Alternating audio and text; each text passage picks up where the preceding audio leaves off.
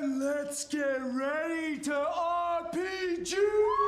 RPG! RPG! RPG! RPG! RPG! Hello and good evening. Welcome to the Knights of Last Call, the Knights plural of Last Call, because tonight we are joined by the one, the only, Mr. Bob Bumbarger. Bob, how are you? I'm here. Yeah. It's been a while since we've had you on the show.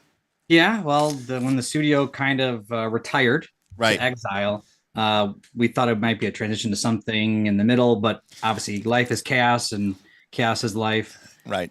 I mean, we knew we were going into exile. What we didn't know is that we were going into double secret exile. Yeah, so it was obviously rough. And then just trying to get everything going, like there was Origins, and then we're doing the Southern Beaches thing for the Northern Reaches Pathfinder 2 stuff, and then there's Dragontide in the background, et cetera, et cetera, et cetera. Yeah. You got the garage fire, and right. There's a tornado that went through. and those 3D minis aren't going to print themselves. So, dude, I'm printing this tank right now. Look at this thing. Look at this. Look at this guy. This is pretty sweet. Is that supposed to be like a rhino? Yeah, like some kind of Land Raider thing. Again, I've been just trying to work on it. I got that dice tower I showed everybody the other day, and I got a couple like goblin mech dudes that are real sweet looking. These guys are really cool. Ben wants to know what happened to our Chubo stream. I do not do first looks, Ben, as group streams customarily, just because me operating off of the PDF and then the guest doesn't necessarily know. I'm not able to teach them the rules, so it's always I think it's been very kind of confusing. So first looks, which we'll do for Chubos, is going to be probably a solo stream. So, and Casey, you missed a great dungeon cooking anime stream for the. Is that up on the Patreon only stuff, okay. Derek? Did you put that? So, unfortunately, it was great. Unfortunately, the audio did not record. What the? We spent all that time. I know. Well, unfortunately, what happened? That's on brand. Yeah. Well, so when we did the stream, when Bob joined, it suddenly started causing a lot of audio issues, like right before we were about to start watching. And so obviously it was just Patreon only. So, I wasn't flipping out because we weren't live. We were just hanging out with our friends. And so I said, okay, I had to like restart, reboot, and I had to like change the sample rate from 48,000 to 44.1. And when I did that, when I made that switch, something must have gotten changed, and so the way that because I had to do all sorts of weird audio cable routing so that you people at home could hear us and the anime. Anyways, long story short, it did not get output to the file. Now Mindblown says we could dub it. Now that would be a hell of a thing. Funny. That's actually kind of funny. Unfortunately, it was cool because one, it took a half hour for us to get the freaking audio to work, but once we did. It was pretty cool because the episode was about a half an hour. We watched it in about an hour because Derek definitely wanted to take breaks and tell you about how much he hated it. Some parts were kind of cringe. It was when they say it's a cooking anime, and they really pushed that cooking like they are into it. Yeah, and again, here's the thing: it didn't offend me in the way that some animes can. It had some of those tropes that I was like, why do they have to be like this? Yeah, Derek's not used to the anime tropes that all of us that watch anime are like, oh, that's so classic. Like that's a classic trope. Right. The motivations are a little like confusing. They still are. I don't know if there really is good motivation. I think what it comes down to is, and to be honest with you, it actually is fairly representational of what I've experienced in most D&D campaigns, specifically D&D campaigns, which is, as you know, our friend Kaz is fond of saying, right? Sincere, but not serious. Yes. And, as Bob is well aware, D&D is bereft with silliness, right? Inherent in the game. And by I say D&D, I mean kind of most of these swan boats. Yeah, swan boats and stuff like that. Now, obviously, as you move away from D&D and you get into the Forbidden Lands, you're not going to see a swan boat in Forbidden Lands, right? It's got that kind of edge to it. But we'll still make it goofy. But see, that's actually kind of my point, is that there can be a tonal dissonance. Like, imagine being goofy in Legend of the Five Rings. Oh, you would have deducted points from me. I would have lost my honor. And I'm just saying, like, I get it. There's people who want to play these games, and I lied to like the one guy, and you were like, "Nope, -1." No, I said you could lie to him. You're just going to lose honor because you're lying to your lord. Sincerity is one of the tenets of Bushido. But it's actually kind of a side tangent. We'll get back to Legend of Five Rings, but so the show in that way is a lot like a D&D game in that they are very sincere, right? They're not just like, it's not like screwball comedy. You know what I mean? It's not like they have a goal. It's not like Three Stooges, right? Like, because I've seen people who play D&D games and they're playing it just to fuck around, right? Like that's my brother. Yeah, that's your brother. That's a perfect example. Granted, Danny's always been great for the most. He's a good player. He wants to get those trolls in whenever he can. Like he's ready for them. So that is the player. Again, Kaz always says serious, but not, or sincere, but not serious. So when you're trolling and you're doing, that's not a sincere player, right? They're there to kind of they want to kind of fuck things up and have fun with the chaos and stuff like that. But they're very committed to it, but it's not very serious, and so they can have fun with that. And that is how most D&D games that I've experienced that work well end up working out. Because if you try to make D&D serious, like all these, actual plays and all this other stuff, like Quest for the Frozen Flame is a perfect example of that, because Pathfinder 2nd Edition is basically D&D in that regard. I try to be like, hey, this is the realm of the Mammoth Lords, and it's this primitive people, and they are under assault, and only the legend of the Frozen Flame, of the light of Saren Ray can, save them or whatever. And then, cut to a few episodes in, and it's Mammoth Taint, and it's a Hatchet Hoff. Mm-hmm. It's Kaz Unleash the Beast, or Thrawn Unleash the Beast. It's you with the bow and the polar bear drowning. You know what I mean? Like I tried to play that serious. I just was not the best player. Well, because the game in some ways the game does not allow you to play it seriously. It's not designed for that. And then I think that's also where you get again into some of these grim dark games. I think can lean too much into the seriousness. and then you get into this kind of weird, or you get into a weird spot, which some games get into. Like I'll admit, Warhammer is kind of that. Maybe even Dragonbane are kind of in that, like, Warhammer's kind of like funny while being like horrible and brutal. I mean, it's horrible and brutal, but you have orcs. Right. But even like, good comic relief. Yeah, but even like dwarves and stuff like that are, kind of funny in that way, and their approach to things. I mean, like, I think Troll Slayers look pretty sweet, but if you think about it, they're pretty ridiculous looking because they're basically that's some old world BS. I'm a 40K guy. You talking about the Votan? They're serious, right? And 40K, right, is so serious as to like satire.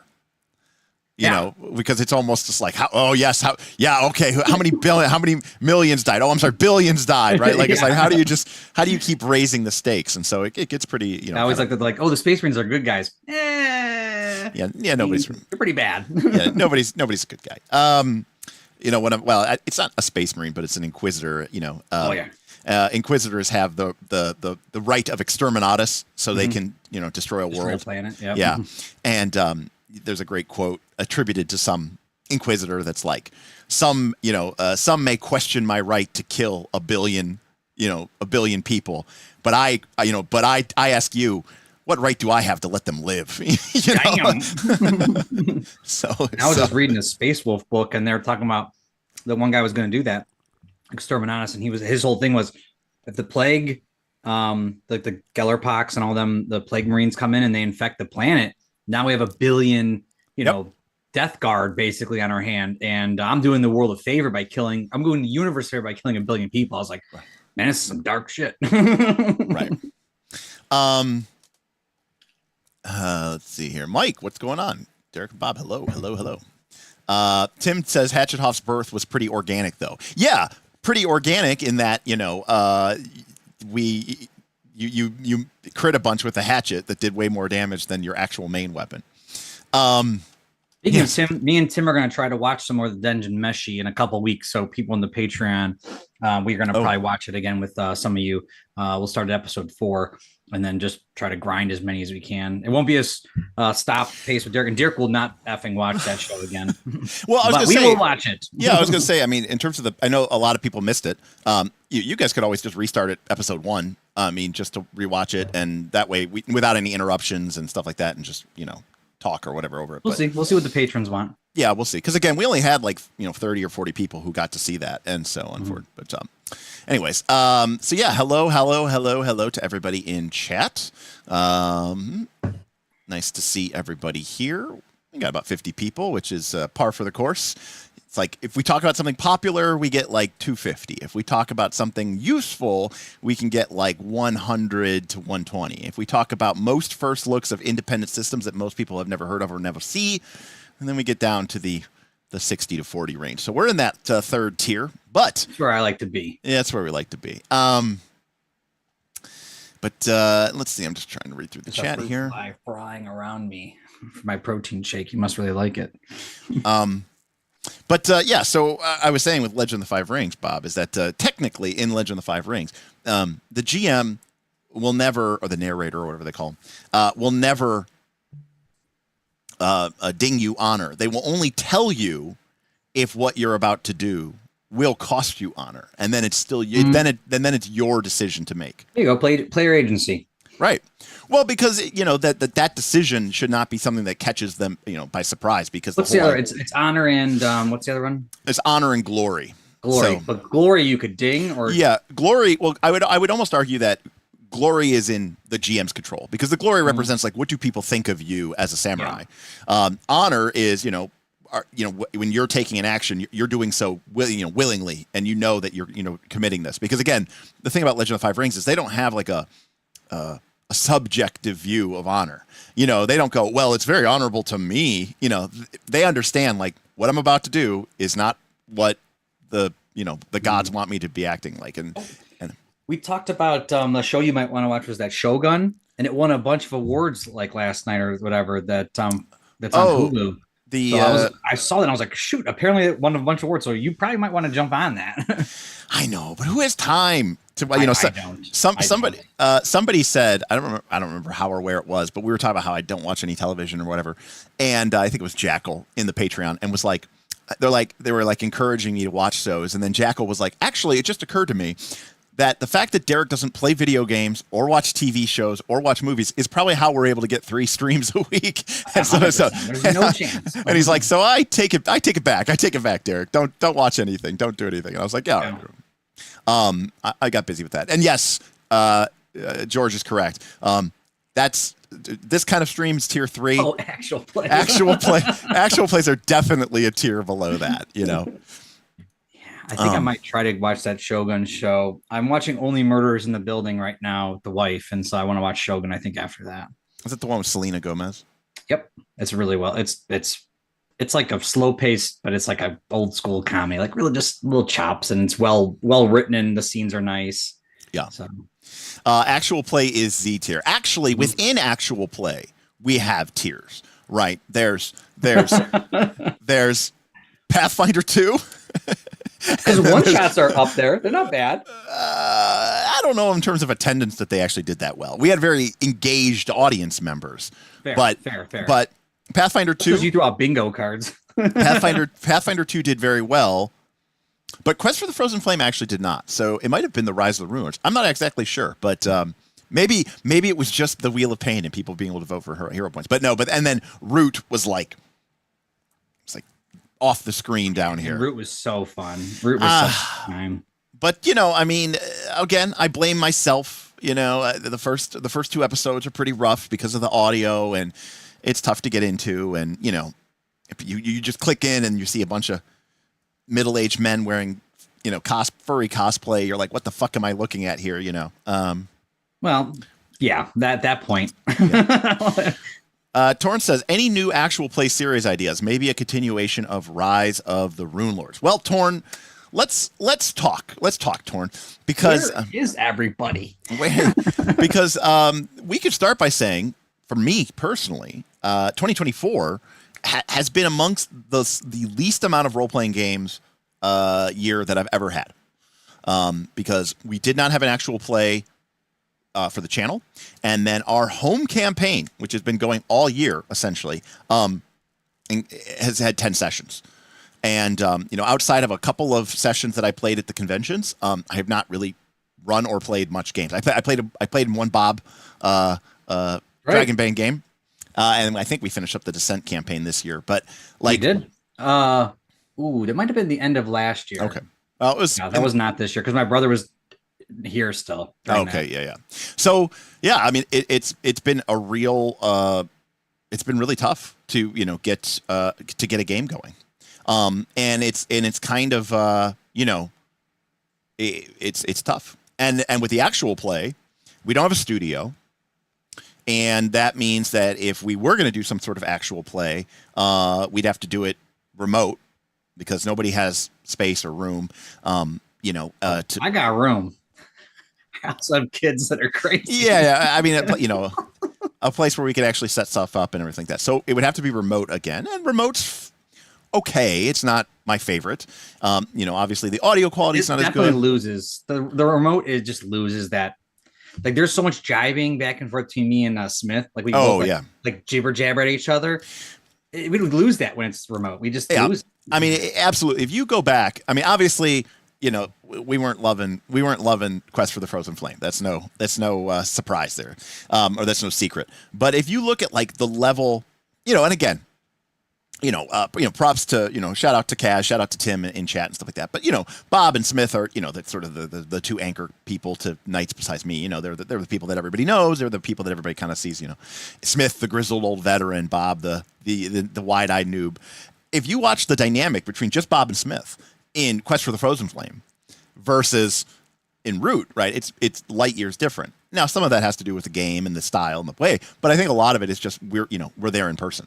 Mm-hmm. And you can just have that energy. And when you look across the table at the guy in the fox costume, and you look back across the table at the guy in the raccoon costume, you know, you go, "This is somebody what are we even doing here? this is somebody I can trust. This is somebody I can actually, you know, I can jive with."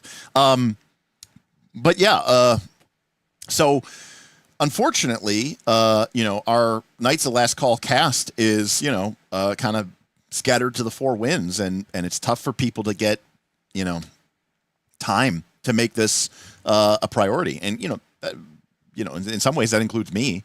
But it's one thing to say, hey, we're going to, sit down and we're going to do one session or two sessions. But if you ask somebody to go do 10 or, 20 or even like 5 or 6 sessions, for some people, that's a big ask. And, and a lot of people are very busy and they've got a lot of stuff going on in their lives. And, it is, it's tough. I actually don't know, how, I don't know how these other channels do it. Obviously, I know how Critical Role does it.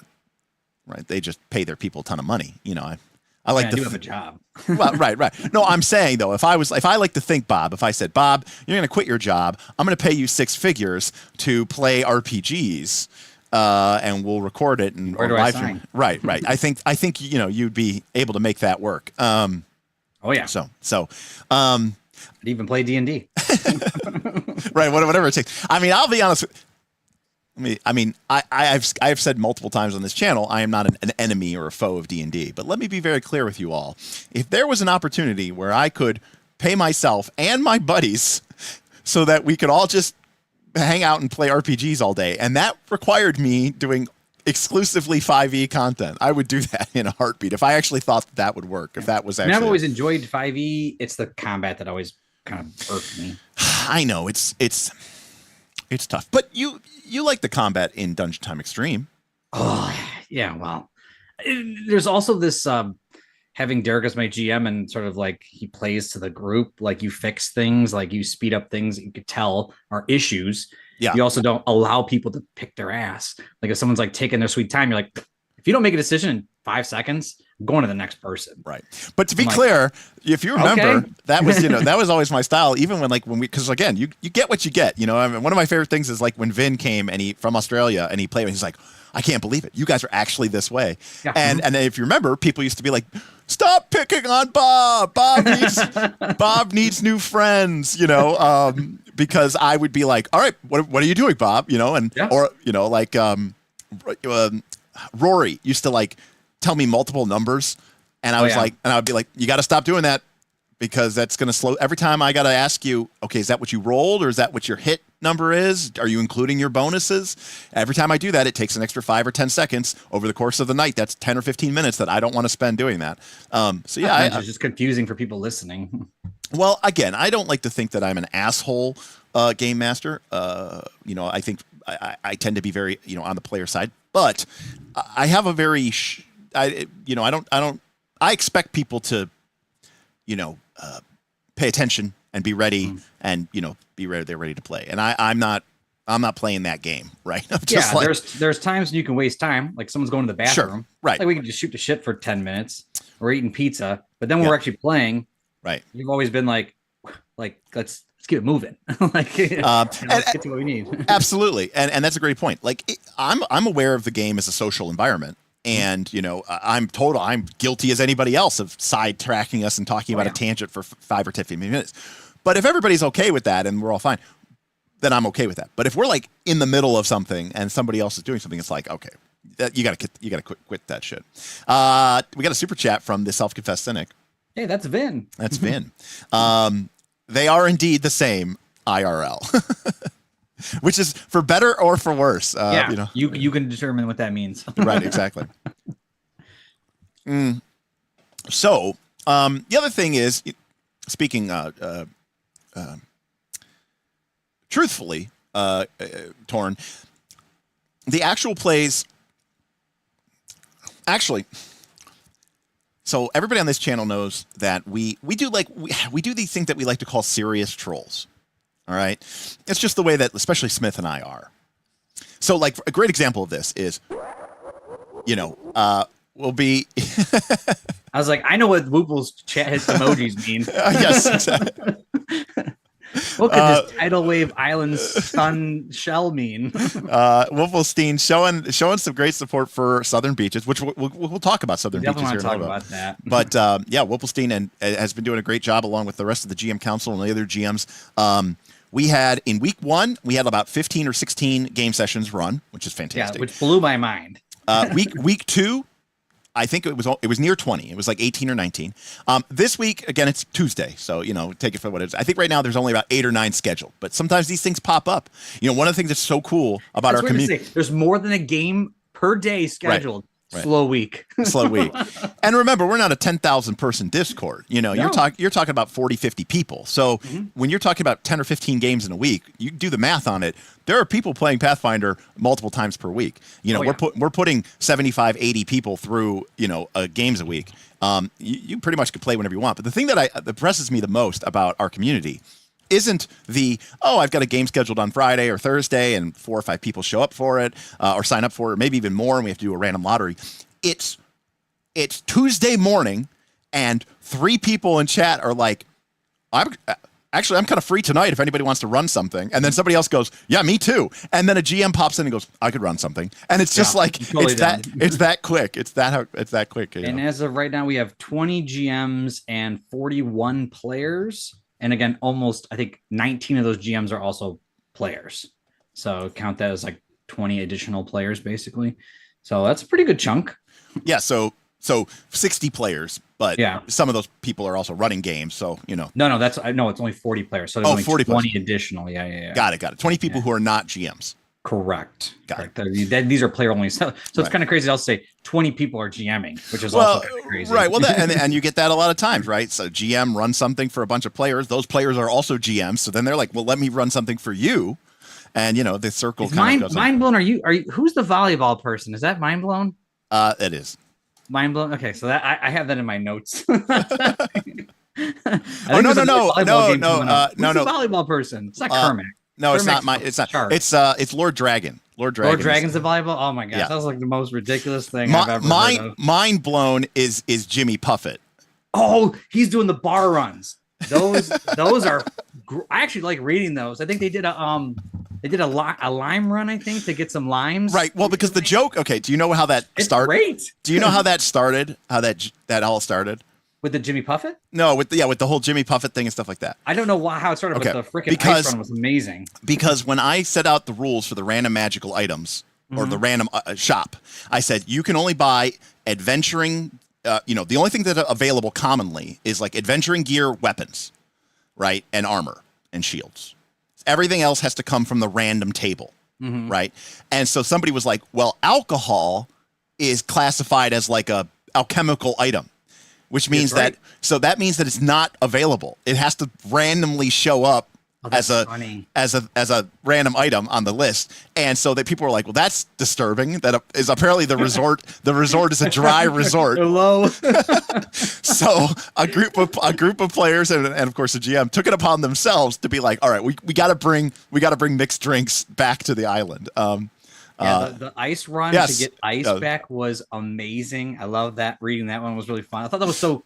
It was like a adventure that needed to happen because of a situation that's happening, and so like this happened, and then it turned out to be a really cool like ice cave, ice realm adventure to gather the ice to bring back. So it was a cool kind of quest board. Those are the kind of things I kind of like them. They were kind of fun. So that was actually a fun one to read. Well, and again, the other thing is, the Pathfinder, the Southern Beaches. First, what the heck is Southern Beaches, Derek? Well, there might be people that are non-patrons listening to this. I'm not going to go super into detail about it, but we run and every year we run a Pathfinder 2 community game where everybody gets to play together, and we really make an effort to try to make it a living, involved world. And we've called this Northern Reaches. This year the official Northern Reaches campaign got a bit delayed. And so since the year was running out, I said, all right, you know what we're going to do? We're just going to have kind of a jokey, spin on Northern Reaches called Southern Beaches, which is like the adventurers are going to vacation. They're going to the resort and they're going to hang out and they're going to relax and gain back their levels. And we made it really super casual and easy for people who want to play Pathfinder 2. Everybody automatically levels up every week. So by the end of the year, you'll be level 20. So if you've ever wanted to go, if you join today, you start off at level 5 because everybody else is level 5. We started at level 3. So the campaign just started, and each week you just get to gain a level, and we're using automatic buff progression, so you don't have to worry about, am I going to have the right items? It's just a way for people to enjoy playing Pathfinder 2. And the part that is you're working for or you're trying to gate is going on these missions and changing the world in a sort of somewhat silly way. Now, some GMs have, fairly typical D&D serious, the ancient crypt, the ancient necromancer, the ancient sea witch is awakening in their sunken temple, which is great. And then we also have people who are running, beach volleyball and ice runs to get beach volleyball one was wild because just the way that you were showing me how it was running in PF2 was like really crazy. So that was kind of an interesting take. I know Woofle had the Hydra Bacon, I think, or maybe he didn't have it, but he was talking about it in chat with the Hydra Bacon back at the bar was kind of cool. Yeah, I don't know how much you read, Derek, but there's a resort down the street. Yes, I do know about the rival resort. PPPs? Yes, I do know about the rival resort. Creeping into our turf. So yeah, Vin says, just landed home from Florida right in time. So he just got home from Australia. Right in time right in time to catch a night stream. It's like I never left. There you go. Pathfinder PhD says that raid is tonight. Oh, sweet. Yeah, because they got the card, I think, for the PPP resort. Yeah, and this is where I when I talk about, this is true for Dragontide as well. The purpose of the community games is not to play Pathfinder 2. It is not to play Dragonbane. I mean, it is. Some people want to play that game, and that's great, and we should. I mean, we're celebrating the game, and obviously people love and enjoy doing it. The goal is to tell community stories, and the game, in this case, Pathfinder 2 for Southern Beaches, and Dragonbane for Dragontide, is just a vessel, a vehicle to help us tell stories so that we can all get on the same page and we can all kind of come together and we can, create community stories. Because I got to tell you, when we look back at the last season, the first season of Northern Reaches, the thing that persists isn't remember my character, what persists is the cool things that happened, the amazing stories, the crazy events that unfolded, the funny stuff, the thing that, the time that we, invested all this stuff to, attack the Jagged Pine or whatever the case may be, go raid, the other resort. And, the thing is we're not creating that. The community is creating that. And so it's very emergent. And so it's a way for me to do emergent storytelling, but instead of doing it with just one small group of players, my personal group of players, it's like I have the ability to sort of do it with 40 or 50 people. Yeah. And so you get cool stories and you get different, shades and textures. And I think that's really, really interesting. And it's been really fun because, again, a lot of these community games, so-called, are just people playing, well, it's not solitaire, but they're playing solitaire together. It's basically like all the characters, you play in one GM's game and it's just that's their game. And nothing for us, it's all about events and progress tracks and clocks and, changing the structure of the game with those adventures. And I think that's always been very exciting. Oh, yeah, absolutely. So yeah. So a lot of people are playing games, just not me. Yeah, that's actually true. I've been playing a lot of games this year, though in the last 2 months I haven't been.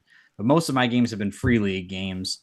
Though I am playing Pirate Borg this weekend. Ryan's running it for me. So, and I think Pathfinder PhD in the chat, he's in there with me. One sec. We got a tip. Just wanted to show some appreciation for Derek and the Knights. Don't often get to catch live, but always watch the VODs. Keep on keeping on, fellas. Well, thank you, Zane. Thank you for that tip. What did they say? They said just wanted to show some appreciation for Derek and the Knights. Don't often get to catch live, but always watch the VOD. Keep on keeping on, fellas. Well, thank you for that. Thank you. That's awesome. And look at everybody excited for Pirate Borg in the chat. That's what I'm saying. Hype going. And I'm not a hater. The whole Borg thing, the Morborg, the Pirate Borg, the Infinite Borg, totally does not interest me. Which is crazy. Well, Derek, it's awesome. Why? What possibly makes it?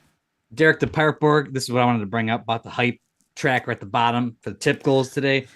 But Pirate Borg just dropped today for their Kickstarter for the expansion. And it's legit looking and it's sweet. I think they're over $200,000 already today. And I don't know which one to get. Either the new recruit or the new captain. I don't one of those two because one of them has the base Pirate Borg hardcover. I only have the PDF. that Freely gave me. So I really want to get the one of these things. And dude, they went all out on this Kickstarter, and it's crushing it right now. You'll hate it, but it's amazing. Ben has got a jet, and session 0 for Wild Sea. Sweet. Yeah, that's sweet. Enjoy talking about whatever it is that you're talking about. Yeah, Ben, we're just kind of talking about nonsense, and you got it. Mike T, I'm not Ryan, who backs the highest freaking Kickstarter level at every time, and he backed at some ridiculous level again today, and he's running it for us this weekend. So, Vin wants to know if this is a Morborg thing. Oh yeah, it's a. I mean, all of them are Morborg. Somehow, here's what happened. Like, okay, there used to be a time and a place. I'm just gonna get a little ranty here. There was a time and a place where like you had to like earn your fucking chops in order to have a game be like spun off by your game. You know, so like Apocalypse World came out, redefined the industry, and then you had this idea of powered by the apocalypse, right? And you know, that was a big thing. And then Blaze in the Dark came out, and even during the Kickstarter, they did several different things, and they said, you know, this is John Harper, an established person, forged in the dark, right? Now, it's like anybody's game comes out, and suddenly it's powered by that game. It's like Morborg is like, I don't even know how many, it's like a couple years old, not even, and suddenly it's like, what do they call them? I guess they just call them Borg they games. Call them Borg. Actually, one of the channels in our Discord is called Borg Games. Borg games, you know.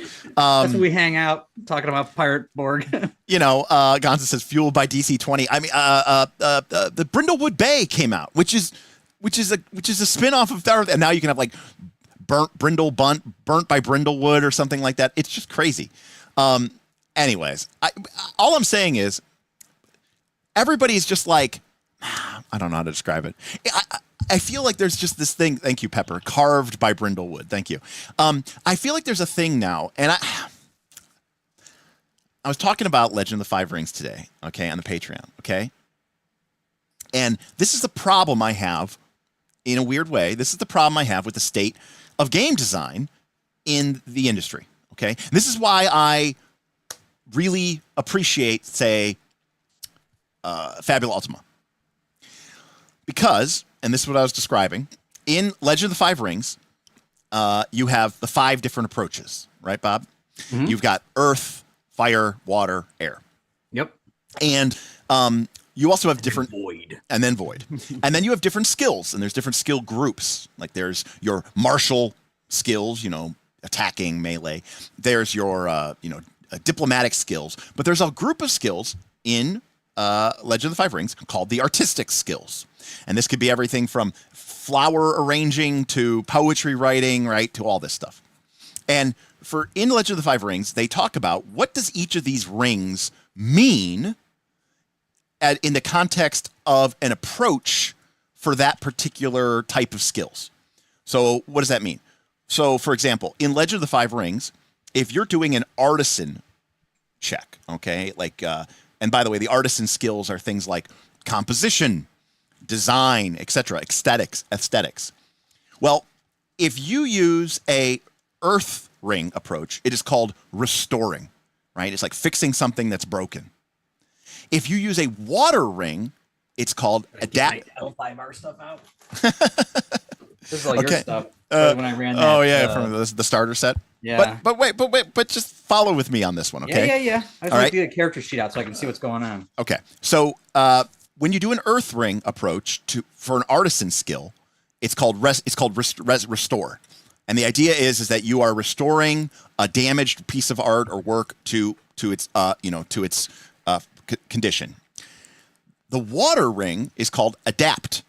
And this is where you modify an existing creation to serve a different function. The air ring is called refining, where you improve the core function of a piece by adding or removing details, or improve the core function of a piece by removing unnecessary things. And then lastly, there's the fire ring, which is called invent, where you create a new work, you develop a new process, a new tool. So the problem I have is that so many RPGs, and when everybody talks about games, all they're really doing is refining existing games, adapting other games, and then just saying, let's stick it over here, right? Or they're, in the case of D&D, they're basically saying, we're not even going to adapt it. We're not going to change it. We're just going to fix some of the broken errata and, call it D&D 2024.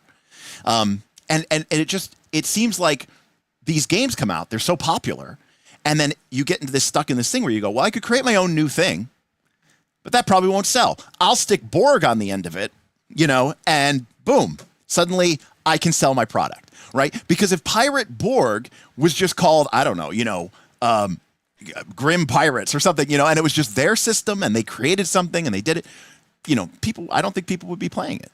Maybe not. I know that the Morborg genre is like a very graphic designer-esque genre with like a very easy rule set with, again, people talk about user-friendly third-party license, so a lot of people can adapt it. And the pirate one apparently has been very, very popular, very easy to use, and not as niche as some of the other Borgs were. But I mean, the Kickstarter for the expansion is at 300,000, and it just dropped today. Like, it is doing great. And I haven't even backed it yet, but I'm going to be adding to that thing because, Derek, they got me with everything on this one. If you back in the first 48 hours, you get a patch. I like my free shit.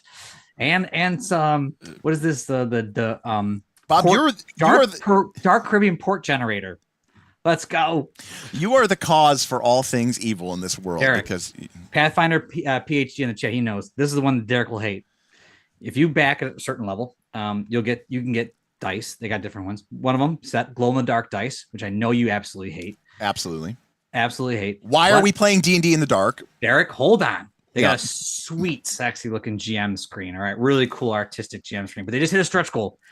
Part of that GM screen will be glow in the dark. I knew Derek would not like this. Why not put a Bluetooth speaker in it? Why not add it? It's like it's gonna be sweet. It's like TVs on a fridge. Who fucking asked for that? Who asked for that? That was so cool when I read that. I was like, sign me up for that GM screen.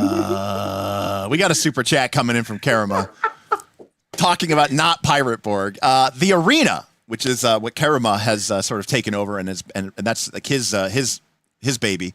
The Arena has been doing plenty of business so far. Lots of people vacation on Coralwind just to watch the martial prowess on display. It's the murder hobo's paradise playground. We even had a one punching ground.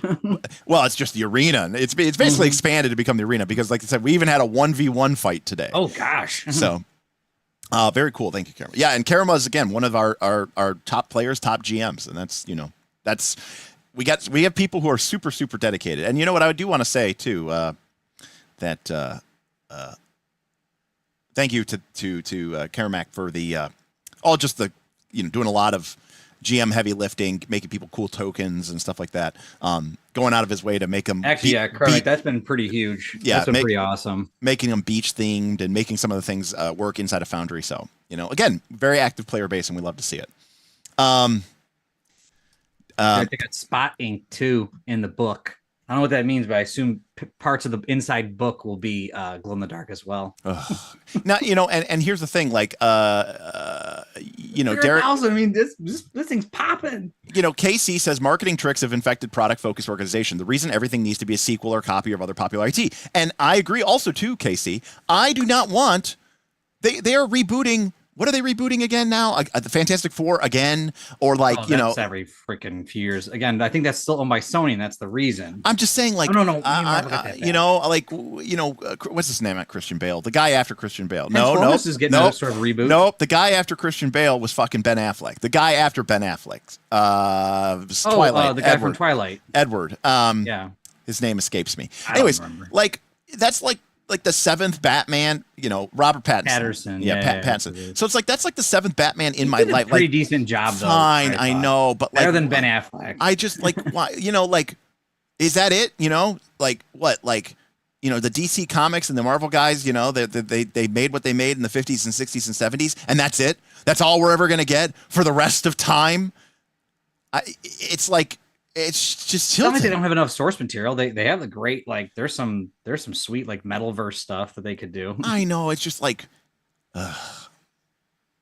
I don't really like DC, so Okay, but London says, Derek, it's that ancient Greek saying, really this myth again? No, listen, you can retell a story about an ancient Greek myth because at least that was from 2,000 plus years ago, 3,000 years ago. It's just 2020 years ago. What's the difference, Derek? It's just a personal thing. Like, again, there are so many great games where you look at it and I'm not saying that these people, everyone's inspired by something. Everything is nothing is literally made in a vacuum. Of course not. Fabulous Ultima is a good example of that. But no, that's what I said. Fabulous Ultima is they did a really good job. Yeah. That is it. It's fresh. It's new. It brings in new ideas. It takes some tried and true, tested ideas. So I'm like, this is where it's inspired from, and I really appreciated that, like seeing where the inspiration came from. It was really nice to see that. And I would just, and I'm glad that that game has done so well. But I just, sometimes I just get so sick of just this endless parade of,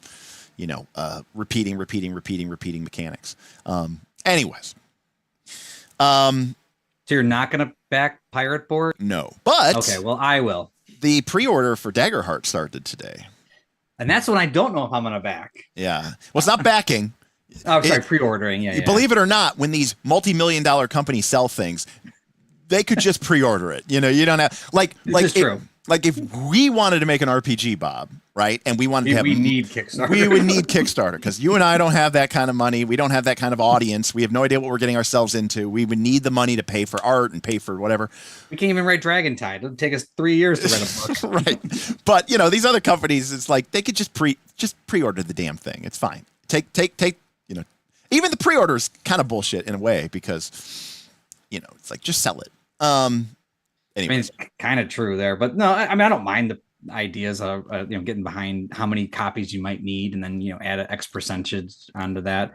But I assume you are going to eventually back or pre-order the Daggerheart book just because you have every RPG.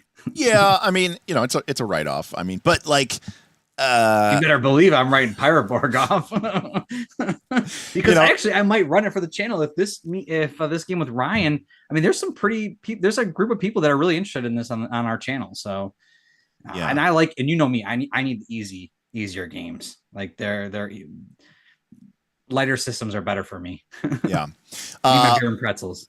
What's up, Trey? Howdy. Whoople says Daggerheart intrigues me. Would love to see you all play. Would love to see a live play from you all on the playtest material or any other live play one shots of different systems for the Knights. Well, Whoople, the Knights are the Knights are triple in exile. There are very few Knights left these days, but we try to keep it together. I mean, I don't know, and I've always had my rules and my reservations. This channel is for profit or whatever like that, and so asking people to come join it, and then then I'm like, if I'm not paying you, I feel weird about it. You know what I mean? So I always get into these weird, I should run the channel because I don't care about any of that. Right. Bob's like, oh, you're donating let me get this straight. You're going to donate all this time and energy and I get to keep all the money. Like, come on.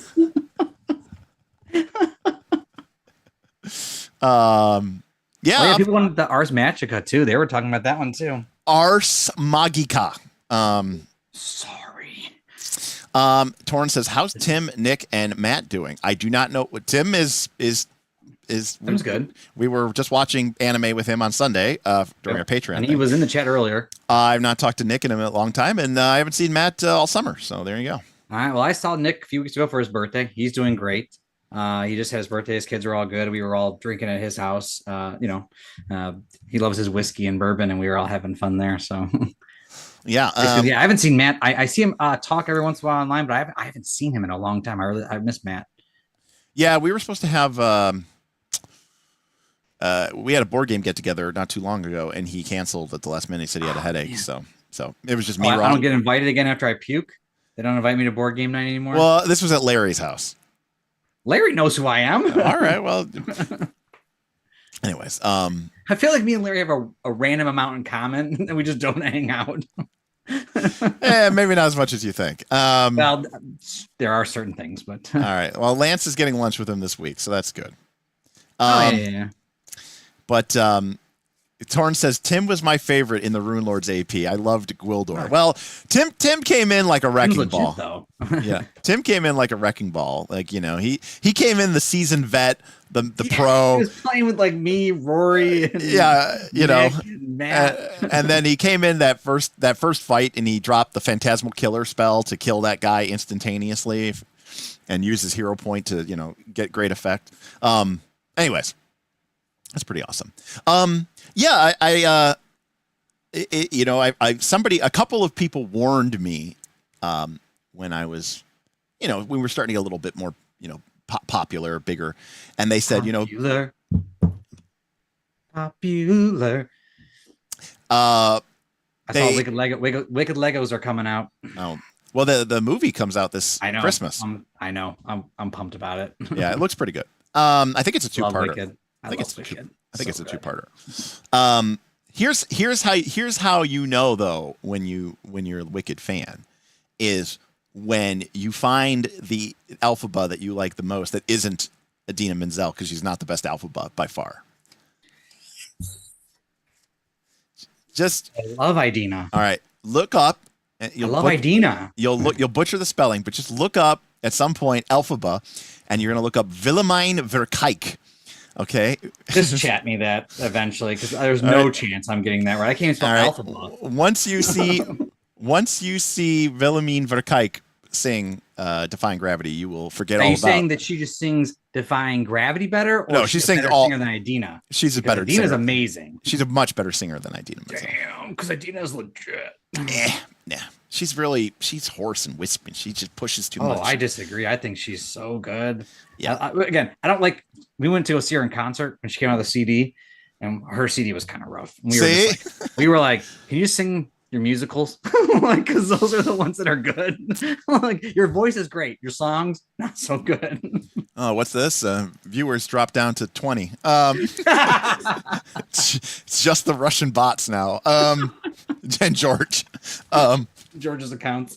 Yeah, send George's 5 accounts. Toren says, talk about one of the bigger topics. We will. By the way, if you do have any questions for Bob, it's a Q&A, folks. You know, we'd love to. You know, we've had some people come in and super chat. Love it. We'd have some people. If you want to tip, you can do that. You can join our Patreon. You want to hang out and talk. But it's a Q&A. So if you have thoughts, comments, questions, I mean, we'll happy to answer them. That's what we're kind of here for. Just kind of get caught back up with Bob. Toren says that Phantasmal Killer was awesome.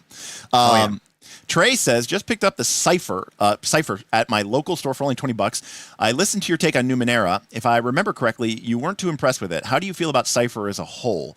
It's not that I wasn't too impressed with it. It's just that I could see where they were going with it. And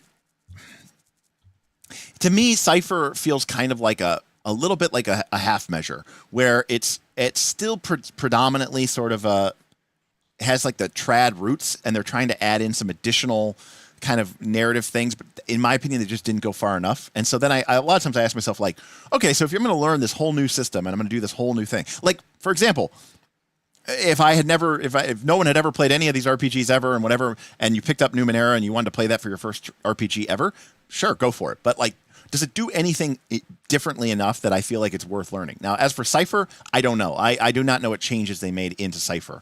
Specifically, you know, my knowledge of Numenera is all I really know about Cipher. And I've also been sort of hamstrung by the fact that a lot of the Cipher games and settings that they've come up with have not been my cup of tea. Even Numenera isn't really my cup of tea. Let's see here. Toren says, have to bow out. My friend who helped write Pirate Borg is doing a Pirate Borg live stream, and I want to support Pirate Borg as much as possible. And you said it 3 times in that damn sentence. Yes. But it just hit 300,000. So, Thaddeus, has Bob been running any games recently? Not this like past month, because I've been helping out with Southern Beaches for a Pathfinder 2. But I did run through the Dragonbane box adventure for the channel. So there was I didn't do it like live for YouTube, but a handful of patrons. I had a game with them for a few months. It was earlier in the year, and that finished up I think around the summertime, and that was a lot of fun. We had about 10 sessions, I think 8 to 10 sessions, and I think it was 8, and we ran through the adventure in the book from start to finish. They beat it, and then there's still more games they could have ran. I actually ran another one just afterwards, like of a location they didn't visit, and that was a ton of fun. I had so much fun running that for that group of people. One, I had some very passionate Dragonbane fans, and they really were into it, and they were really getting into it. And it's just such an easy game for me. And I know we talked about it a handful of months back, I can GM that system very well, where I don't feel like I am like my mind is at the CPU limit and I'm like looking through the rule books and I can't remember specifics. It really feels like I can just run that like really almost off the cuff. That's interesting to me because Dragonbane does have rules. Oh yeah, it does. I mean, it's not the rules nothing. I mean, there are rules, but it just seems like I don't know if it's I can remember them easier. Maybe it's less math and more and fine rules. Again, PF2 I think broke me and it hurt me in some ways. But I've had a lot of fun since running games, and I had a lot of fun running Dragonbane. In general, I've been playing obviously Forbidden Lands with Derek, which I feel like I could run as well because it is a very fun. Again, there's rules to it, but I don't think it's as taxing in my brain at least. Than PF2 was. I mean, it must be stated that Forbidden Lands. I mean, obviously monsters are more complicated in Dragonbane and Forbidden Lands. And by complicated, I mean, there's a D6 table and you roll it and that's just what happens. You just follow the text. But most of the non-monsters, so the foes, the enemies, the NPCs, they're more like old school in that they're very basic. They usually have like a stat and an attack and that's it. Like but some people find that to be very boring. No, it's great. Like the whole monster just is like this little piece right here. That's all. No, but I'm not talking about the monster. I'm talking about like random goblin, attacker, and so like for example, if you go back to original D&D, monster stat blocks were on one line. Love it. But that means that you don't get any mechanical depth. You don't get any mechanical complexity. Well, that's your job as the GM. Well, how? What? I mean, not mechanical, but more like why is this encounter unique or fun or entertaining? Right. Like you as the GM need to provide that flavor of why this encounter, it's here. It's the distinction between is this game fun as a game, and part of what makes games fun as a game is being able to interact with them and being able to interact with the mechanics. So sure, it's cool and all, that the monster stat blocks are really short, but when you fight one goblin and then you fight another goblin and you fight another goblin and you fight another, and then you're like, oh, but let's fight some other nightkin or let's fight some other, creature. And you're like, oh, how is this thing different? And you're like, it's not. It might, its skills might be different, but that doesn't matter to you at all. And that's where my point about being the GM, I think you have to put the flex in there or the change. I mean, if you're just like, and guess what, guys, another goblin, they'd be like, this is annoying. But because before 4th edition D&D, before 4th edition D&D, orcs, hobgoblins, gnolls, goblins, kobolds, lizardmen, the list could go on and on. They were functionally no different than they were all the same. Correct. Right. But when we played Caves of the Chaos and Keep on the Borderlands, I never felt like that gnoll that you put in there is the same as that gnoll over there. Right. Like each of them had a personality. But so is that's the key then, is the personality difference? Well, I think they're personally, I like the, what do you call it? The not morale, but the whether they're how they feel about you. What is that called again? Like if they're a hostile or reaction rolls. I think reaction rolls and stuff like that are huge. They can add so much flavor to an approach to an upcoming encounter. But the reaction table is just a random table. You know what I mean? Like, so it's fine. No, but I'm just saying that it still doesn't necessarily distinguish the difference between orcs and gnolls. Now you're right. I play them differently. That's fair. But mechanically in those games, they were all basically the same. And yes, I just felt. I mean, I just felt the difference. Now, to be fair, we weren't playing D&D. We were playing DTX, which was very heavily inspired by PBTA and ideas and stuff like that. So there's a lot of stuff that I did there that kind of bent the rules a little bit or threw them away completely. But did you change the mechanics of the creature? Did I change the mechanics? Because that was kind of going back to my point that you as the GM, I think, added something to the personality or how they were approaching us. So let me give you an example of how I might have not necessarily changed the mechanics, right? Mm-hmm. But if you guys were fighting, a bunch of, bloodthirsty gnolls, and they were crashing into you. And again, this is me playing my sort of Derek version of 5e.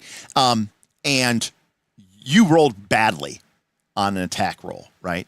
I might describe how, like, you know, your shield wall breaks and the gnolls come pouring in and they're hacking and they're slashing their way through, you know, and I'm going to have them, like, you know, take attacks of opportunity just to get to soft targets and start ripping people apart. Whereas, like, if I was playing them as goblins, you know, I might say, like, you know, they stab you and they take the opportunity to scuttle away, you know, like, so I'm playing it more from like a tactics perspective, but the mechanics themselves, but in a standard D&D game or Dragon Bane game. Isn't it also game, like a flavor and personality about, like, goblins are sneaky and cowardly and gnolls are hyenas and aggressive? Well, I mean, that, and a lot of people, I think, struggle with that because that was the only thing that used to be different between these monsters was, okay, hobgoblin. I mean, all these monsters in original D&D, honestly, they look. I mean, the stats of them are exactly the same. What's the difference between a hobgoblin and a goblin? What's the difference between a hobgoblin and an orc? They bigger, you know. But they weren't. They all had just one hit die. Like it was. They all had the same amount of. Like there was no difference. They look bigger. So, you know, some of it came down to just the way that you played them and portrayed them, and you know, and so the problem is that can work. That can be very interesting, but. You know, the same problem is people have this with, you know, and I don't know if this has come up for you in Dragon Bane. Dragon Bane doesn't have, you know, power attack, reckless attack. You know what I mean? It just has attack. Yeah. And so if you're a knight or you're a fighter or you're a merchant with a good melee skill, when you attack, it's the same attack. Yeah. As anybody else. And when you attack the next round, it's the same attack. And when you attack the next combat, it's just the same attack. Yeah, but what they do there, which I don't like in D&D 5e, is, well, everyone's hit points are so dang low, so the combats are 2 or 3 rounds. In 5e, I'm like, okay, do the same attack and the same attack and the same attack, and I'm like, this is like 10 rounds. Like, why are we still in this fight? Right, and that's totally fair as well. You know, I will say this: I think that people get it mistaken, but, like, you know, I think D&D was never designed to be a combat game. And I think it's a mistake to play it like one because, quite frankly, the combat's boring. Sorry. And then what they did is instead they tried to make, like, I'm saying, like, mechanically as a game. I'm talking about old school D&D, by the way, like Shadow Dark. That combat system is very boring. It is. It's super basic. There's not a lot of tactics. You know, you just basically you're like, I attack. There's nothing to do, right? It's a very boring game. Like if you weren't playing it as a D&D, now some of the modern games, 4E, Pathfinder 2nd Edition, you might say, well, there's so much crunch here. We could play this completely no role, like, you know, no role playing. We're playing it just like a tactical miniature combat game. And there's enough bells and whistles that we could have fun with it. So the part of the problem, what they did is they were like, well, people like combat. We need to make combat more interesting. So they added all these rules to it, which is fine. But now the combat takes forever and it just dominates your whole session. So Casey asked if we're still doing the Forbidden Lands. We got at least one more session. We have one more session. If we tried to play 2 more sessions, about to cancel this shit. If we try, we might have to. I might just have to be like, guys, let me write you a memo of what happened. I roll some dice. But I did get a question from Pathfinder PhD, which is kind of interesting. I find pacing to be tricky while jamming sometimes. How do you feel you've handled pacing, Bob? So when he says pacing, does he mean like how to keep the players like kind of moving still and like keeping everyone engaged? I think it means like, how do you keep the game from most of the time, you should theoretically worry about this, but when things are really exciting and tense and everyone's engaged, in theory, you shouldn't keep that up forever, right? At some point you should allow a period of calm and restoration. Most people don't have that problem. Most people have the opposite problem, right? Where you're like, okay, things are dragging. Things are, you know, it seems like we've lost momentum. There's no, you know, the player group just feels like there's no energy. There's no urgency. Like, how do we get back to that tense stakes without it feeling, you know, completely hand wavy and railroady? Mm-hmm. Well, I think, I mean, I've been so used to playing Dragon Bane, so it's a little bit easier for me because they have the random encounter things when they're out in the wild. We are rolling all the time trying to get our camp set up, and then we're trying to get to the location. So I'm always making that very like fast paced, like keeping it going. Okay, make a bushcraft roll. Oh, you want to go hunting? Let's roll that. kill a guy and take his finger off, something like that. But then we get to the site, and then it's like, all right, now we're like, let's do this. Like, all right, you're gonna do that. You're gonna move. I never had the problem in Dragonbane where I felt like everything was slow. Yeah, I think, had that problem in my home games where you were playing Dragonbane. When we've played Dragonbane at home, and I feel like it's gotten to slow parts where, mostly where like, they want to go somewhere or do something and it's not like working out for them the way they thought, and there's this kind of lull, like, all right, what do we do next? And I don't want to be like, guys, like the freaking clue is right in front of you, like go the other way and then just don't do something idiotic. But like, I don't know, I've always found a pretty good job. If they ask me questions, like I try to stay engaged with them. Right. Obviously this sounds like super, I don't know, I'm trying to say like non-humble, cocky, but like I'm pretty good about like joking with my players and making funny and quick quirky situations and make light of things. So usually when someone is doing something and let's say it's kind of idiotic or maybe not right, I mean, I totally rip on them and sort of like I make everything real light and everyone's laughing and drinking and then they kind of move on to the next thing. So I have a very good I don't say very good. I'm very good at cutting the tension and bringing things back to like a more loose thing and then pushing it into a to the next part. And then when we get to the fight, like I'm like, I don't know, I'm very deadly. I've learned from Derek never to fudge, and I'm coming for the throat.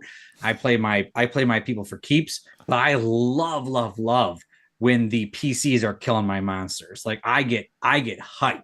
When the PCs are rolling that 20s, I'm like, oh, like I'm into it. And I am on the table watching their dice rolls. So I am just as into it as they are into it. And I think it brings all the energy levels up. Yeah.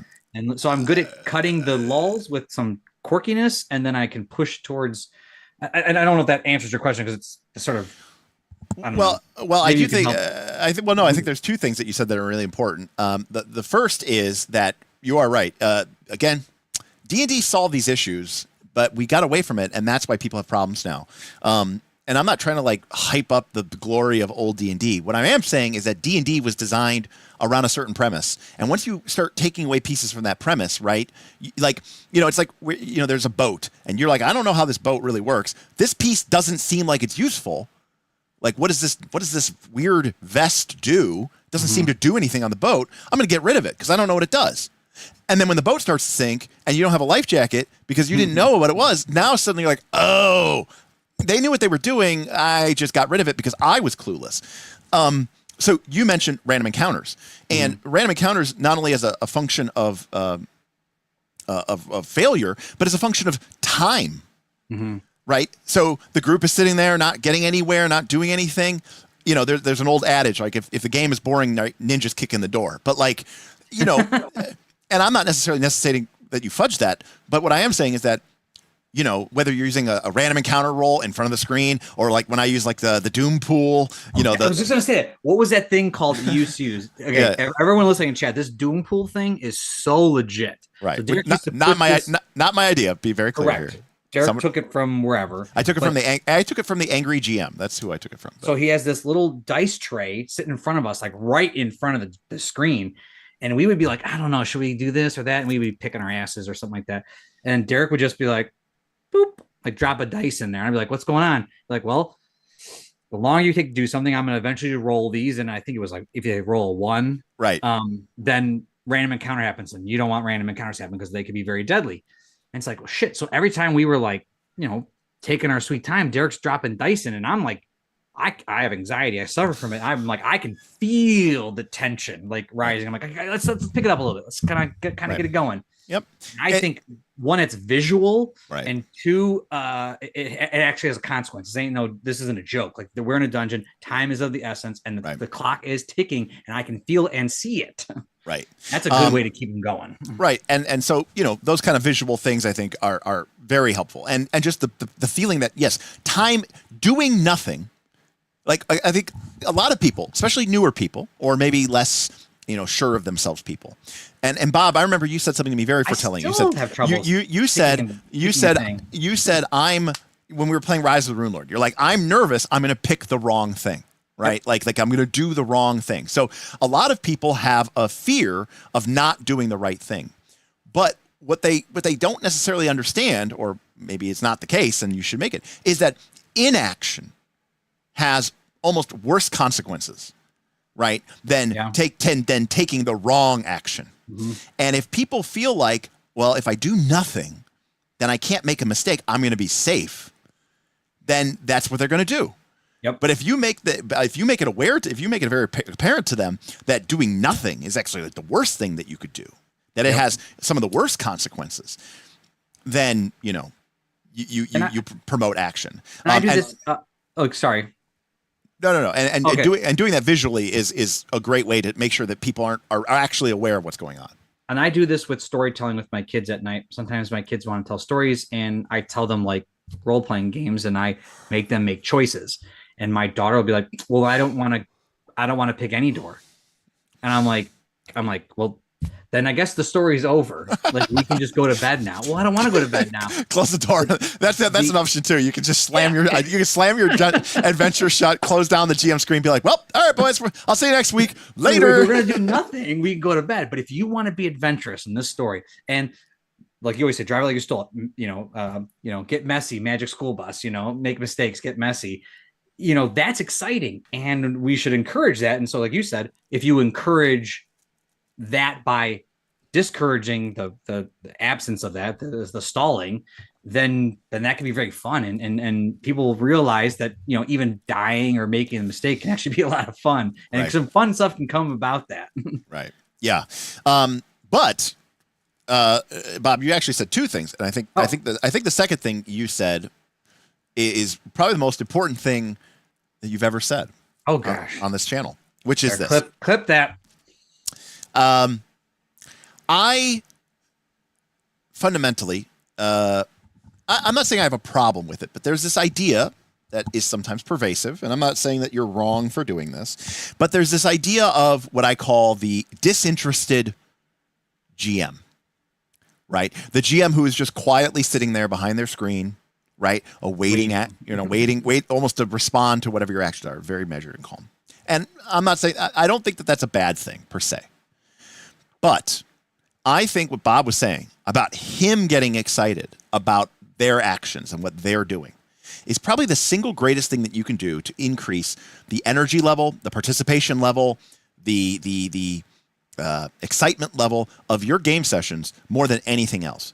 Is be a fan of the players and be a fan of their PCs and get involved and cheer their victories, and feel bad for them with their successes, because number one, it eliminates this idea that I'm somehow the bad guy and that I'm working against you, right? That far from it.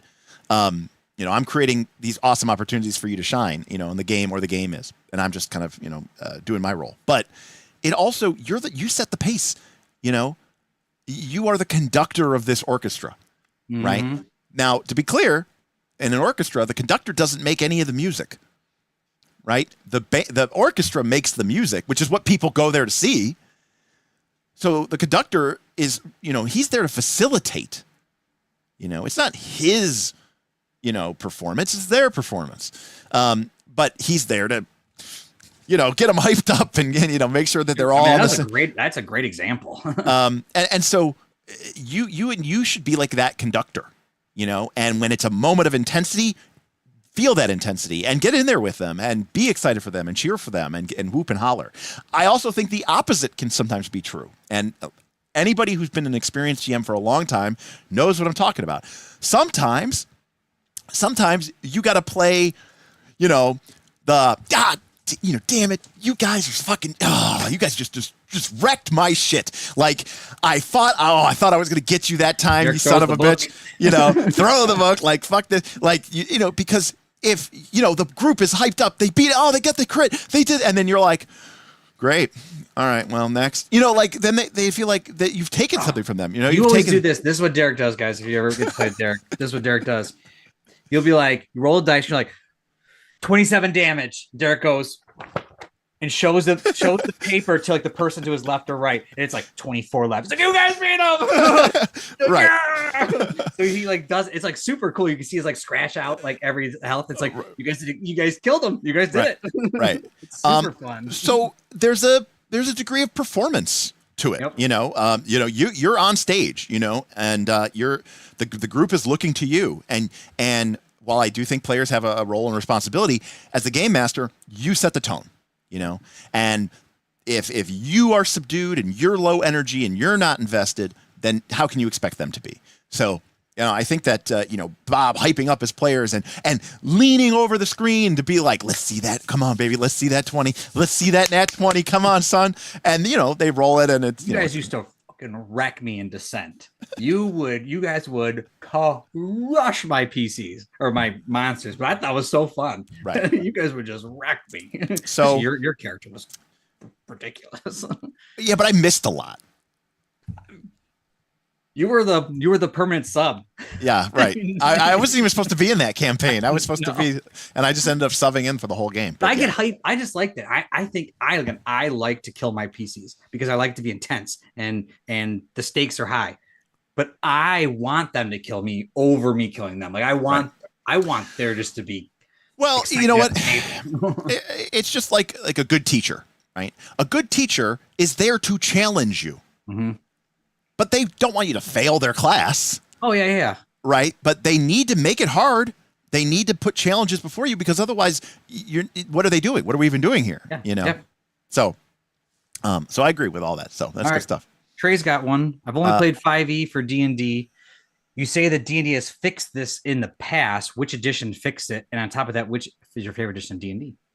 I would principally said anything from 3rd edition and back, but realistically, I would say anything from 2nd edition and back, because AD&D 2nd edition had things like reaction rolls, morale rolls, which we've talked about in the past here. But so it didn't fix it; it was just always in the game. So if you play basic D&D, or if you play 0th edition D&D or 1st edition D&D or 2nd edition, or some of the modern retro clones like Dungeon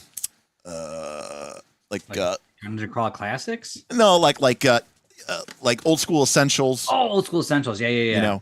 This is just a retro clone of BX D&D. What about Shadowdark? Shadowdark. Yeah, Shadowdark has a lot of the same. Shadowdark is. It's based on. You could say which edition fix it. You actually I think what you're saying is go play the older ones. You might learn something that you could implement into your games, right, and make them more fun. And to be clear, we played 5e. We just played 5e with reaction rolls and morale rolls. My answer is DTX is my favorite edition, which is not an edition. Right. Dungeon Time Extreme was by far my favorite edition of D&D. Right. And again, I think that had a lot of things going for it. It had an old school sensibility, but it didn't have the boringness of the new school. It didn't have the boringness of the old school. You guys were still playing 5e characters, and you guys actually had a lot of meta resources, right? Mm-hmm. I mean, you had resilience, willpower, resonance, load, supply. Yep. So you had all these different resources that you guys were tracking, because I love tracking resources. I love tracking resources. It is one of my vices. I will freely admit that. I'm a big fan of resources. So you had all those, and of course hit points. But it had the modern sort of take, but it had that very old school vibe, and it was theater of the mind, and it was kind of PBTA light. So it was. Theater of the mind's been nice too. Mike had some questions about Dragontide. So so let's talk about. We can dive into Dragontide. We can talk about Dragontide a little bit. So, Dragonbane, is a great system. It's fun. It's easy to play. It's easy to use. And, we came up with this idea this summer of, hey, maybe we could do a mega community campaign. Not everybody in our community wants to play Pathfinder 2. Once upon a time, Knights of Last Call was predominantly a Pathfinder 2 community. That's what we played. That's what we talked about. But then once I started sharing my love of all these other games, a lot of our patrons discovered that they love those games too. And so now we're a Morborg community. Yeah, now I'm out on that. All right, you can make Dragontide Morborg. I'll officially retire. So we had this idea of let's do a community game for Dragonbane. And so that's what we ended up calling it, Dragontide. Apparently I was on my nautical theme kick this year. with Southern Beaches being set in the islands and Dragontide being set in a vast sea full of strange and weird islands in an ancient, ruined, post-cataclysmic archipelago. So, what flat out, I can answer Mike's question. Is Dragontide going to have ship-to-ship combat? How's that going to work? Are you going to add maritime-related skills? No. Certainly not necessarily. Not initially. Let me talk about what our goal is. Too complicated. Let me talk about what our goal is with Dragontide. Our goal with Dragontide is to preserve the Dragonbane experience as much as we can, while putting a wrapper around it that allows players to participate even when they're not playing an actual gaming session of Dragonbane, including players who may never get a chance to play an actual session of Dragonbane. And that may sound crazy for a TTRPG, but that is one of the things that we're trying to think. Because one of the things that we've realized is we've got a lot of people who want to be engaged. They do not have the time to commit to a 4 or 5 hour game session online. They might have their home game group, and that's all they've got time for. Yep.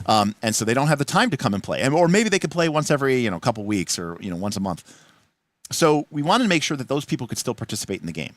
Now, as for the boat thing, this is something Bob and I went back on a lot. Because I had to fight Derek on this one. Well, we want boats to be important, okay? And as I said before, I selfishly like boats. I like sailing. And I thought it would be very interesting to create a gaming challenge that would give you this sort of sensibility of what a sea voyage would be like. But the truth of the matter is, Dragonbane is not a naval combat simulator war game, nor is it a sailing, simulator game. Dragonbane, predominantly, the rules are about people exploring dangerous wildernesses and finding dungeons and other adventure sites and going in and fighting monsters and beating traps and finding secret doors and seek hidden treasures. Right? It's pretty trad 20 in that. But we didn't want to ignore how important sailing and shipping would be to this. But I also just playing Dragonbane, or otherwise we would just be playing Dragonbane. And but I also understand that if we make something that's a little too complex, suddenly you might find yourself taking up 20, 30, 40 minutes of your session on this part of the game that you don't necessarily want to engage with that much. So our focus has been is how do we make the journey to the island a little interesting, but quick, and have it test the characters' skills and test their ideas, and make sure, again, as I've always said, the greatest adventures challenge the player and they challenge the PC. And whenever you're doing that, whenever you're challenging both those sides, you're doing really well. It's a reason why a lot of people end up liking combat so much, because oftentimes, especially in modern D&D, outside of combat can feel like the whole game is just challenging your PC. Right? You walk in, it's like, make a perception check. I'm not doing anything. It's just, is my PC perceptive or not? Do I have a high enough skill? But in combat, people may not understand this. They may actually not like combat. What they like is that in a combat, clearly your character's stats and feats and whatever magic matter. But there's also like, oh, I'm going to move here. We're going to take this guy out first. I'm going to flank this guy so that you can, suddenly it's challenging the player to make smart tactical decisions, and it's using your PC to sort of enact those decisions. And so suddenly you go, oh, cool, I feel like I'm engaged and my PC's engaged. Yep. And that's why combat can be very satisfying for some people. Whereas a lot of times everything else in the system feels just like your PC rolls a die. And what you do as a player kind of doesn't matter. And there's no challenge. There's no ask to you as a player. Now, of course, old school games sometimes have the opposite problem. Like too much of the PC. Challenge the player. There's no challenge to the PC. Like puzzles and stuff like that. Yeah, that's the classic example, right? Before you ever had this idea of like make an int check to solve the puzzle, right? The idea was, I've done this. The GM puts down a puzzle and says, your PCs have to solve this, but your PCs can't solve this. Really, the players have to solve it. It's the same thing true for GMs who go, well, we're not rolling diplomacy. right? We're going to role play this, and you're going to speak in character, and whatever you say, I'm going to judge whether or not that convinces the king. And it's like, okay, so that is 100% on the player. But it's like, again, I think the best games are when you get both, and the best instances of games. So no ship to ship combat as such. Now that doesn't mean that like while you're journeying to the island, that we might have a random event, which is you get attacked by pirates. Yep. But how you handle that will not be a tactical miniature like naval game. Correct. And we won't even be using the combat rules. Nope. Because we want it to be very quick. Yep. So in that way, it kind of feels more like a resolving a combat in like Blaze in the Dark. Yeah, we're gonna be using skill checks and skill rolls and stuff like that, or choices that you make that are from Dragonbane to sort of create these interesting situations. And again, if people don't like it, we'll figure it out as we progress. But right now we have the framework for that kind of stuff pretty much figured out. So we know that, and then in general, Dragontide though is moving along, so we should hopefully Yeah, I mean, we do some good stuff here soon. I mean, the real challenge, I'll be honest with you, the challenge is how do we make it interesting without making it too complicated? And that's like the real challenge that I'm struggling with is, I have a lot of cool ideas for different game mechanics and stuff like that to make the game interesting, but suddenly you start to add a lot of, rules complexity to a game, and you worry, am I making this too complicated? Is the juice worth the squeeze? So, it's probably better if we start to get it out there, have people feel it out, and they might say, this isn't working, or this is working, or we wish there was a little bit more here. Yeah. And then Derek, which is really good at this, would be like, I think I found an interesting situation that I can add to this portion of the game to make this more fun and interesting and blah, blah, blah. But Derek has a lot of great ideas, and I'm trying to get them on the paper. I gave Derek like a 20, 30-page document to go look at to just start going through stuff. And it's so tough. It's a lot. And I'm going to start working on background Excel tracking information. So we're cruising. So, get hype about it. But Southern Beaches is happening now, and Dragontide will happen, hopefully soon. Yeah. So, I mean, we can kind of describe what that system's like. So the way it works is before your group goes on an island adventure, you have to pick a boat and you have to pick a ship. In the beginning of the game, your ship choices are pretty limited. And of course, if you want a nicer ship, you're either going to have to acquire one or develop one or build one. And that's going to be like a big thing, right? Like not every player is going to have their own ship, but some players who do are going to have a really good time with that.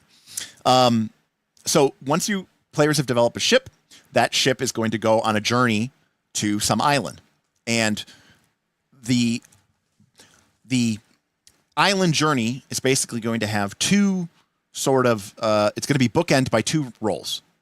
The first roll is a random roll, which is altered or shaped by the type of island you're going to, right? If you're going to the peaceful, tranquil lagoon, that D20 roll might look a lot different. That random encounter table, if you will look a lot different than the one when you're going to Death Island, okay? Mm-hmm. We'll roll that, and that's going to create a challenge that the party is going to be faced with on their voyage. At the same time, okay, the party, also at the end of the voyage, there's going to be a random roll to say, what was the outcome of your voyage? Was it a really nice sail? Did everybody enjoy themselves? Or was it a brutal sail and everybody's worn down and beat up and you've used a lot of resources and you're going to start your adventuring off kind of in a rough shape? And basically, we go around the table, everybody gets one action, and you can either basically describe how you're helping to sail the ship or get us, to where we're going, or you could describe how you're dealing with whatever random event or bad thing might be attacking, or helping you. And it's somewhat of a tactical choice because, if you don't deal with the event, it could have negative consequences. Or sometimes the event actually might be an opportunity, right? And you have to choose we only have this many players. We have to either choose to sail the ship, or do we go after this, buried, this hidden treasure that we found? So there's some sort of tactical choice. Now, where the game gets a little bit more narrative and player-based is it's basically a free-for-all. The players use their skills, they look at their skills, and they say, this is how I want to apply this skill, this is how I want to use this skill in this scenario, and it's going to be up to the GM. Obviously, if it's pirate attack, and a player goes, all right, so everybody gets one, we're going to go around the table one time, everybody gets one action. Fighter, what are you doing? And the fighter goes, oh, the pirates are boarding us, they're sailing over, and I'm on, I'm like, Johnny Depp, I'm on this, I'm swashbuckling and I'm fighting them off and I'm driving them off. I'm going to make a melee swords, check. And the GM goes, that sounds totally reasonable, right? Similarly, a giant squid or something attacks, and the big tentacles are, raking across the deck. And the player, with the big axe is like, I'm going to be chopping out the tentacles. And, whenever they suction onto the mast, I'm going to cut it off. And okay, cool. Make your melee roll with your axe. If the event is a hurricane's a blowing and you go, I'm going to use my axe to steer us in the water as a big pedal, that's where we call that bullshit reaching. And we're expecting the GM to say, and the GM is going to say, no, sorry, you can't do that. The beautiful thing about Dragonbane is everybody can pretty much use any of the basic skills. That's why they're called basic skills. You may be forced to use a skill that you're not particularly great at. That is the consequence to that.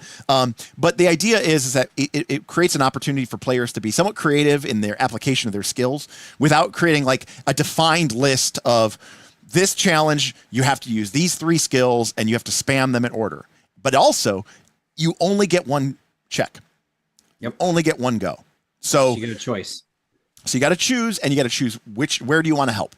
And as the round goes through, you might start to make different decisions based off of, well, we're almost beating this, we're almost not beating this. And so our intention is that this whole thing should take 15 minutes. Yeah. And there are cool things because ideally then with the idea that there's these encounters depending on the island you go to. So obviously if it's just out in the calm belt, just past the, you can sort of see the island. Yeah, there's probably not, crazy events that are happening there. But as we get to more dangerous areas, you might know that we're going to go to the cold island or whatever. And so you can prep your gear in town. You might prepare and we're all going to wear cold gear because we know we're going to this cold island. Okay, we get a bonus on X checks or do this or that or another thing. Or you might be able to deck your ship out in a certain way, upgrade your ship. Maybe we're later on in the season. We don't have a rowboat anymore. We actually have a sloop. Right? Did I do it right? Sloop? A sloop. Dang it. Sloop. And so it's okay, maybe now we have something that helps us deter X, Y, or Z. And now we don't all need to make those rolls towards that because we've actually helped with that one encounter by giving us an extra bonus. Right. And this will all determine boons and banes by the end of the random or by the result roll. And then that's where you are. You get to go or you go. Yeah. So the way that the tables are set up is 20 is bad. 20 is the worst, and a 1 is really great. And the idea of the chart is that, as you go from 1 to 2 to 3 to 4 to 10 to 20 to it goes from good to bad to really bad. And so ideally you want to roll as low as possible. Well, when the journeys get tougher, you're going to be making that roll. It's a random encounter roll or a random outcome roll. But the default might be you're rolling that with 3 Banes, which means you're going to roll 4d20 and take the highest because in Dragonbane, right, high is bad. So you might go, oh, shit, if we don't do something, if we just power on through and nobody makes any of their skill checks, at the end of our voyage, the GM is going to roll on this table with 4 dice, take the highest, and we're probably going to get a 17 or an 18 or a 19 or a 20, and that could be really bad for us. Yep. So but as players invest in their ships and they give them cool upgrades, and as players make skill checks during the sea voyage phase, you can give that roll boons, which start by canceling out banes, and then eventually could even flip the script to where you're rolling with boons, which means you're rolling multiple d20, take the low. And so by proper preparation, some cool dice rolling, some smart tactical dice rolling, it's a little bit of luck maybe, you can turn the sort of, it's almost like you have agency or control over that random encounter table. Yep. We thought about also like, some of the stuff, that choice that Derek talked about making, it's about like also what you and your party are favoring or need to do. Say like your ship is a rowboat. Well, taking a lot of damage to your rowboat might not be a good idea by going to the island. But maybe later on where you have a bigger boat that maybe has a lot of hull points, well, maybe taking a little bit of damage, not a big deal. Get that repaired in town. So we don't have to worry so much about the little attack. We can, do this. Or, at first, it might see a very dangerous monster come. It's like, oh, we are avoiding that monster because we don't want to take any damage to our person. We need to be good when we get to the island. Later on, you might be stacked up. You got a bunch of heroic abilities. Like we are going to find that monster now and like, take it out. Like, and help Derek talks about this in a lot of dynamic random encounters. Is that like maybe there's a Kraken and it's been attacking the players. It's the 20 roll, let's say on like a different zone. Well, somebody end up killing that Kraken. Well, guess what? 20's now not that bad. Or maybe we slide something else, but that Kraken's gone, And so there's lots of cool things we could do with the dynamic encounters and depending on the islands and all sorts of stuff. And so we could do a lot of fun stuff. So Daniel says, I'm not really interested in investing in a ship, and we don't expect everybody. Does that mean I have to find someone to play who is? No. There will always be ships available to players to kind of basically borrow or rent. Now, they may not have all the sweet, awesome, kitted out, pimp my ride, bells and whistles that a custom PC ship will have. It'll sort of be the base trim level, right? The base model. But one of the things that we very clearly want to make sure is that no, you do not need it, nor does anyone else in your party. We want to make sure people can go play this adventure, even if they didn't, participate in investing and building in a ship and all this other stuff. It's very important that we do that. Yeah, the investing in the ship is for those. It's for those psychopaths, video game players. Yeah, the people that really want. No, I mean, but I love decking out like a a good. Well, Derek says the teenager's first boat with the busted muffin. Basically, the at first you don't even get a sailing ship. Everybody just gets you have a rowboat. You just have to manually row your ass out, and the island is just like over there, just but because you're not crossing the 7 seas in a rowboat, right? You're not Gendry. But as you kind of progress, you get bigger and bigger ships and hulls. Now, I'm not going to lie.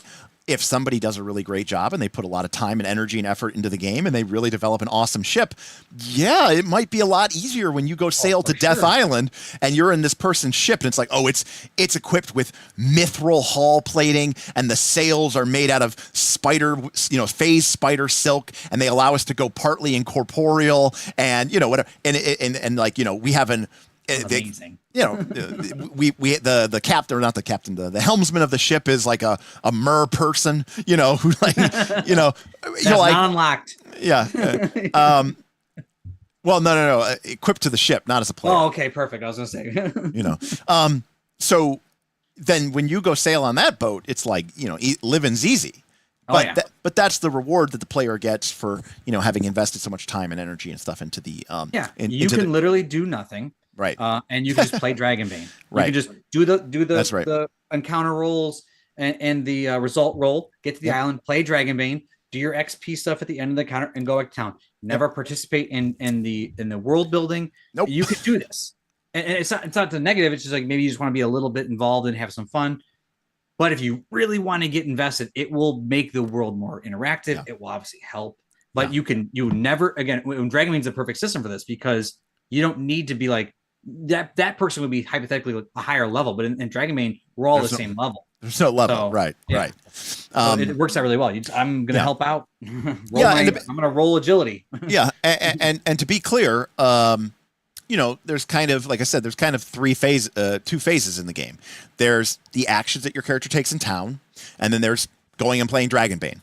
And some people will only choose to basically go and play Dragonbane. And when they go back to town and there's all these like resources and they go, I don't care about any of that. I just want, to get my gold and buy, a fishing kit and, maybe a better armor. I don't care about any of that. Great. You could totally do that. There's also going to be people who just play in town predominantly and they never get a chance to really go adventure because they don't have the time. Clearly the player who engages with both of those aspects is going to get the most out of it, because they are going to be playing in town, they're going to be playing out on these island adventures, they're going to be coming back to town loaded with, you know, resources and precious special materials that if, you know, you're a player who just sticks around in town, you have access to that stuff too. But you're not going to have the kind of access that someone who goes and, you know, plays in adventures and risks their lives is going to have. But that doesn't mean that you can't have an impact on the game. So, yep. But yeah, I mean, once you're on the island, fundamentally, yeah, it's Dragonbane. That being said, I view the island adventure phase as basically having 3 primary goals. One, I mean, obviously the GM, you know, they might have their own little story. They might have their own arc. They might have their own fronts, clocks that they've set up for their island. So you could affect their island tremendously with your actions and adventures there. But I don't really have that much of a stake in what the individual GM is doing. What I care about is how does this affect the wider global game?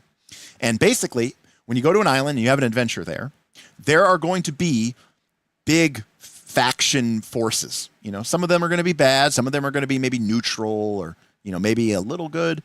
But there's going to be like these big kind of NPC factions. And they are going to, that's basically like, those are almost like my PCs in the campaign. And they're going to be trying to take actions. And that is going to, you know, the Grand Armada is here and they're colonizing the islands one by one. They're taking them over, you know, they're pushing everybody else out. They're going to tax you into oblivion. And Stormhaven is this, you know, free city where, you know, we don't really have a ruler, you know, and so they're not necessarily bad guys, but they're not like on your side either. So that group in that organization, left undeterred, I'm going to start taking actions with them that I think are in line with their, you know, sort of organizational goals. When players go on an adventure and the GMs make their adventures, one of the things that you're going to be able to do on that adventure is have the outcome of that adventure affect these global factions, these global events. And it's not going to be like, oh, we went there and we dealt with that. No, these are like big, huge things that require the effort of many adventures, you know, a dozen or more players, right, over many games. But as a community, you as an individual and playing in a session, you're going to have those decisions to make. But as a community, you guys are going to decide, this is what we care about. This is what we don't care about. We want to be friends with these people, or fuck these imperialist people. We're going to drive them out. You know, we're more worried about them than the necromancer. And again, there's no plot that we're setting up. So it could totally be a situation ends up like, I don't know, kind of ends up like fucking Pirates of the Caribbean, where the bad guys become like the British, you know, trading fleet, and the good guys end up allying with the ghost pirates because they're like, you know, the enemy of your enemy is our enemy. And that could happen. And I don't have any like stake in that. It really just depends on how do the adventures shake out and what do people do. So that's the cool thing about that is we can then tie that into those random encounter rolls that you do in the beginning phase of like when you go to the ship. And so there's because of these events that happen, like it can tie in so well with the system. And we're really hoping that like, you know, is very apparent to people. Oh, because we're not going to hide I think we talked about this right there. We're not going to hide the random encounter chart. The encounter chart is very present. So you might see, wait a second, what the heck's that on the encounter chart? Like, what's that? Maybe it's new, or maybe like said the Kraken got defeated. What happened there? It becomes very like, what is going on in the world? You can be very engaged with it just by simply looking at a D20 chart. Right. Yeah. And again, I want these changes that people make in the game to not just be fluffy bullshit time, but to be, you know, to actually be something that you can physically see that mechanically affects the game. Because, you know, one of the things that I would love to see is, you know, the group is going to, you know, Mystical Treasure Island. They roll their random encounter and they roll the 20, which again, remember, Dragonbane is bad. And everybody groans because they all know 20 means the Kraken attacks. And then they remember, or someone look and they see that the Kraken's dead because last week, you know, I don't know, Beowulf went and killed it with his group, you know. And Beowulf was playing a duck. It's crazy. Yeah, Beowulf was playing a duck. Dogs and cats living together. It was under pandemonium. But like, I want people to have that really cool moment where they go, damn, dudes, like that's awesome. And, you know, not have it just be something that just exists off in the vacuum in the ether. Yeah, because you come back from that session and you send a message right away to that person. Yeah. Thanks, man. You're right. Like, if it wasn't for you guys, we were effed on that journey. Right. But that was sweet. You know, I don't have any. I try to manage my expectations. I try to manage my delusions because I understand that we're a small community. You know, we only have a couple hundred patrons, and a lot of those patrons, just support us financially. They don't necessarily engage with our Discord, although you should. And some of them do, but they lurk. And not everybody's going to play a Dragonbane game. So I get that we're not going to have 100 people playing our Dragonbane game for Dragontide. But I love the idea that you come home or you get to hop online and the chats are blowing up and you see it's like, what happened? And someone's like, so-and-so killed the Kraken. And you're like, oh shit. Like, it's like the end of Return of the Jedi, you know, when everybody's cheering in the town or the Ewok village. Drinks on us. Right. Except instead of Ewoks, they're duck people. But, so the first way that you can affect the game on the island when you're doing your adventure is by affecting the events and affecting the progress of these events. The second way is on the islands, on these adventures, is going to be a great way for your character to acquire. Obviously, you're going to acquire, treasure and magical items and stuff like that.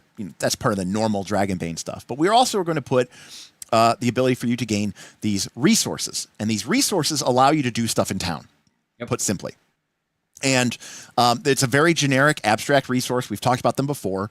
There's supplies, wealth, knowledge, and influence. And there's a fifth, which is mana, but that's kind of a rare one. But when your character goes into an ancient... Now, see, we could make it so that it's like everything is exactly what it is. You went into this ancient tomb, and you found this, ancient library, and, whatever, you engaged with it. And we could say, oh, you get a bunch of lore about this NPC and this stuff, and it's very specific to this GM, which would be fine if we were playing a single-player campaign. Because the GM is going... Or if you said, I'm only ever going to be playing with that GM for the rest of this entire community game. But that's not the way it works. You might play with Bob, then you might play with me, then you might play with, Edril. So you're going to be playing with a bunch of different GMs. So how do we make finding a forgotten cache of lore valuable no matter where you're playing? And the way we do it is we say, oh, you gained some units of knowledge, which is just a generic resource. And when you go back to town, you could use that knowledge, you can spend it to affect change in the town, to complete projects of your own, to complete community projects, to research new things.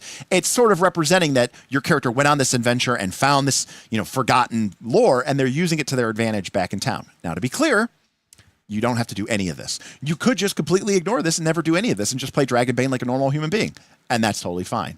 But I do like the idea that players will be able to the GM will be able to reward players with this town resource that you could then use in town. It also makes, like you said, looting bodies and stuff like super easy. Yeah, some of it is just just to speed up play and to do a lot of other stuff. So when you kill NPCs, instead of like worrying how many long swords they had and short swords they had and long bows they have or whatever, we're just going to say they had 10 supply of gear. And you guys can, as a party, you can divvy it up, you can divide it up, whatever, everybody gets a couple supply. And supply is just like generic stuff that you can, use in town to get stuff done. The third and final thing that you're going to be able to do on an island is, and this kind of ties into if you've ever played World of Warcraft, you'll know that when you're wandering around the wilderness, you will sometimes find special materials, harvesting, mining for ore, I can't remember, herbalism to gather like plants and flowers, and then you can use those to make cool items. Well, in our game, that is how crafting works. And on these islands, while you're exploring in the overworld, and potentially sometimes in a dungeon itself or in an adventure site, there's going to be an opportunity for some of your characters to acquire these rare special materials. And that's the only way that you can make sort of magic items, special items back in town, is you need these special materials which are taken from these magical islands. And the idea there is it makes it so that if you want to make cool items and craft things, you have to work with your other players. You have to, get these items, get these special materials from them. Does anybody have a unit of iron root? I need it to complete this magical staff that I'm making, right? And someone goes, oh yeah, I got iron root. I'm willing to talk, price. And so there's a fun back and forth for that. But it also gives players a real reason that they want to explore these islands, and they want to, because when you go to an island, it's kind of a hex crawl, right? You're exploring this island, and you might be like, I want to find the hidden caches of these materials. Now, some groups might not give a shit. And that's totally fine because they're going to go, I don't care about this. Let's just go find the dungeon. I want to get a bunch of treasure. I want to get a bunch of cool magical items. So it's a way for players to sort of customize their experience as they go through that. I'll say one thing, Ben. Oh, yeah. Sorry, no, I was going to say, and so that, and then, and obviously too, you're playing normal Dragonbane. So at the end, you get to make advancement rolls if you earn some experience points and maybe up your skills a bit. So that's kind of what how the adventures tie back into the main game. And like Derek said, and I said earlier, we have like the structure built. It's more like the fine tuning and like things that we want the game to have at the starting point, because we know that we're going to make changes as it goes on or correct things, but we need to make sure the game actually can be played when it starts. And so there are certain things like the town buildings that need to happen, like that are actually there in town to start the game. There needs to be obviously the Excel spreadsheet for tracking and stuff like that. Daniel asked a question that I want to address. Daniel Eden asked, so wait, if the Kraken is a travel event, again, Kraken is a theoretical thing. Oh, it's a travel event, but yes. But I'm saying it's not in the beginning zone. Well, no, it's not. No. How do you kill it exactly? Yeah, right. And I had initially come to the system, and I think Derek liked it, which was like, let's say the Kraken did X amount of damage to the boat and or the PCs, depending on the number of unsuccessful rolls. No, but I think he's saying is like, right? How would someone go and kill it? And the answer is all successes. They would make an adventure to go kill it. Oh, you're saying they would go out and I'm saying if somebody wanted to go seek out the Kraken, that would be your adventure. And you would need a GM to craft an adventure where, you can go fight the Kraken. And then if the players did that, that impacts the world. Assuming you're not just like, if I randomly get lucky, or I guess unlucky, and the Kraken attacks me, is there anything I can do for that? Yeah, maybe. But I'm saying like, if the only thing I can think of would be like, we had like 5 or 6 successes on that dang thing, and like you had them all. Maybe that could succeed it, but that seems so easy to kill. Yeah, Kraken seems kind of like I think I mean one of the things that we really encourage is for players. That'd be a big sacrifice to do that. One of the things that we really encourage is for the GMs to listen to players. The players, we want them to be proactive. This Kraken's got to go. We want somebody to go kill it. You put together an elite Kraken hunting squad. A GM goes, "Oh, I've got an awesome Kraken raid." So Karamek's playing our game. Yeah, so Karamek's playing your game, and so now you've got a fleet of like 3 ships sailing in, and you've got 15 PCs, and we make this awesome game that 15 players are in, and it's a mega monster, and the parties they defeat it. Maybe a couple PCs die, and then everybody goes, okay, the Kraken is celebrated, and that's where Bob and I get involved as well. In Southern Beaches, we have some really experienced GMs who've run Northern Reaches for the last 2.5 years. So we have a GM council. They handle a lot of the day-to-day stuff. In fact, they handle almost everything, which is great because they know it so well. But for us, it's just, Boopy says, is it a Kraken or the Kraken? I mean, it depends. I mean, it depends on the lore and whatever we want to do. It could just be giant sea monster. We haven't even got to that point yet because that we talked about the Kraken not being definitely in zone 1 is not a Kraken zone. Yeah. So the long and short of it is anything that the players want to do, they can. It's an RPG. The difference between us and like a MMO is, we're people too. So we're like we can respond, we can listen, we can go, oh, we'll make that a thing. And now suddenly there's a new track or an event. There's a new thing that you guys could go do. There might be a town progress track that says like, discover the lair of the Kraken. And it requires people to contribute knowledge. And it represents all the great sages and scholars of the town and who are the adventurers, taking the knowledge they've gained from all over the Dragon Isles and all over Stormhaven, and they're all putting it together. And then once that progress track is full, it's like it unlocks, okay, now you know where the Kraken's lair is, and you can journey to the ancient underwater temple that it lives in, kind of like Aquaman, the movie Aquaman with Jason Momoa style. I kind of like though it'd be like caveat: the track cannot complete until at least a minimum of 3 Kraken rolls have been done. So it's like, oh no. You would just have it that whenever the party encounters the Kraken, it gives you some additional progress. Oh, there you go. There, that's like it's like an extra bonus. There you go. Yeah. So that way people are like, yeah, we got to find out where this thing fucking lives. Anyways, and then you say, yeah, now some other group. And so that's one of those situations where you go, maybe you didn't play in the raid to kill the Kraken. Maybe your character wasn't made for that. Yeah. Or maybe you were busy that day. You were taking your kid to a soccer game.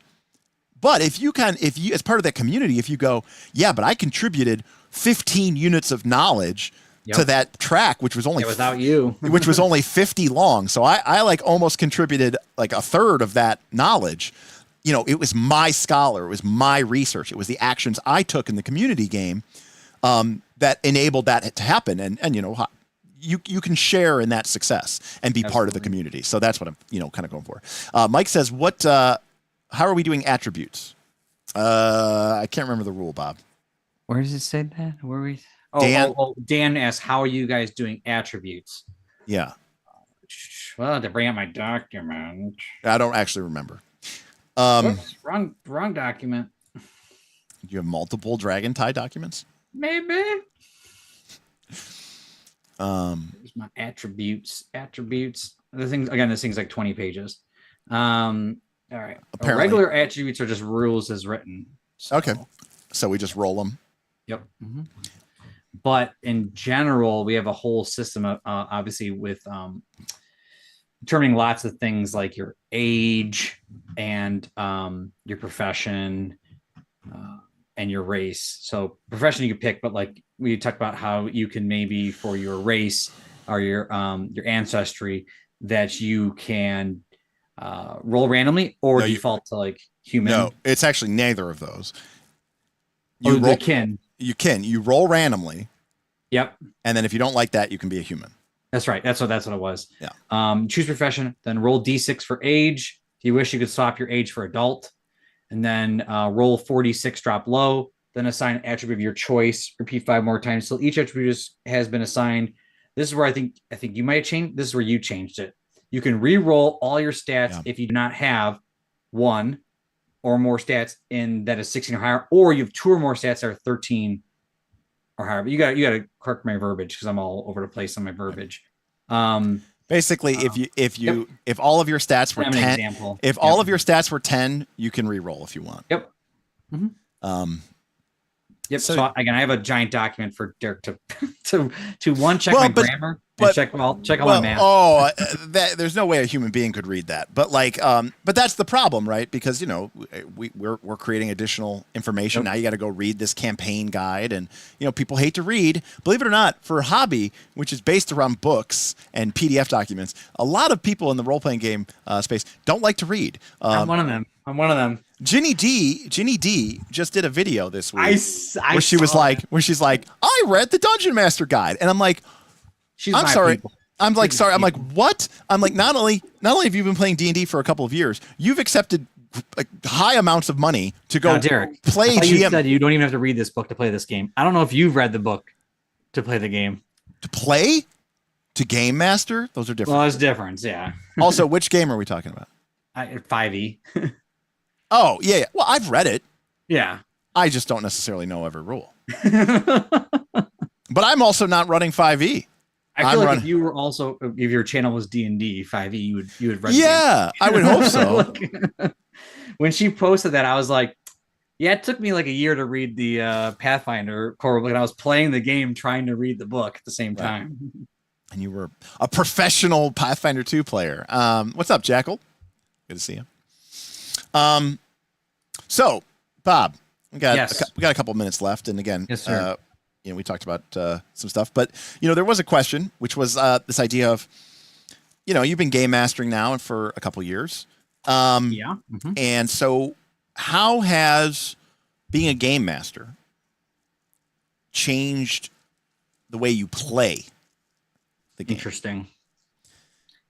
Because you ran Dragonbane this year, but you also played in an Aliens game. You played in a Coriolis game. I'll tell you the big one right now, because it's actually a good segue from the last little joke that we just talked about. I actually read the damn books now.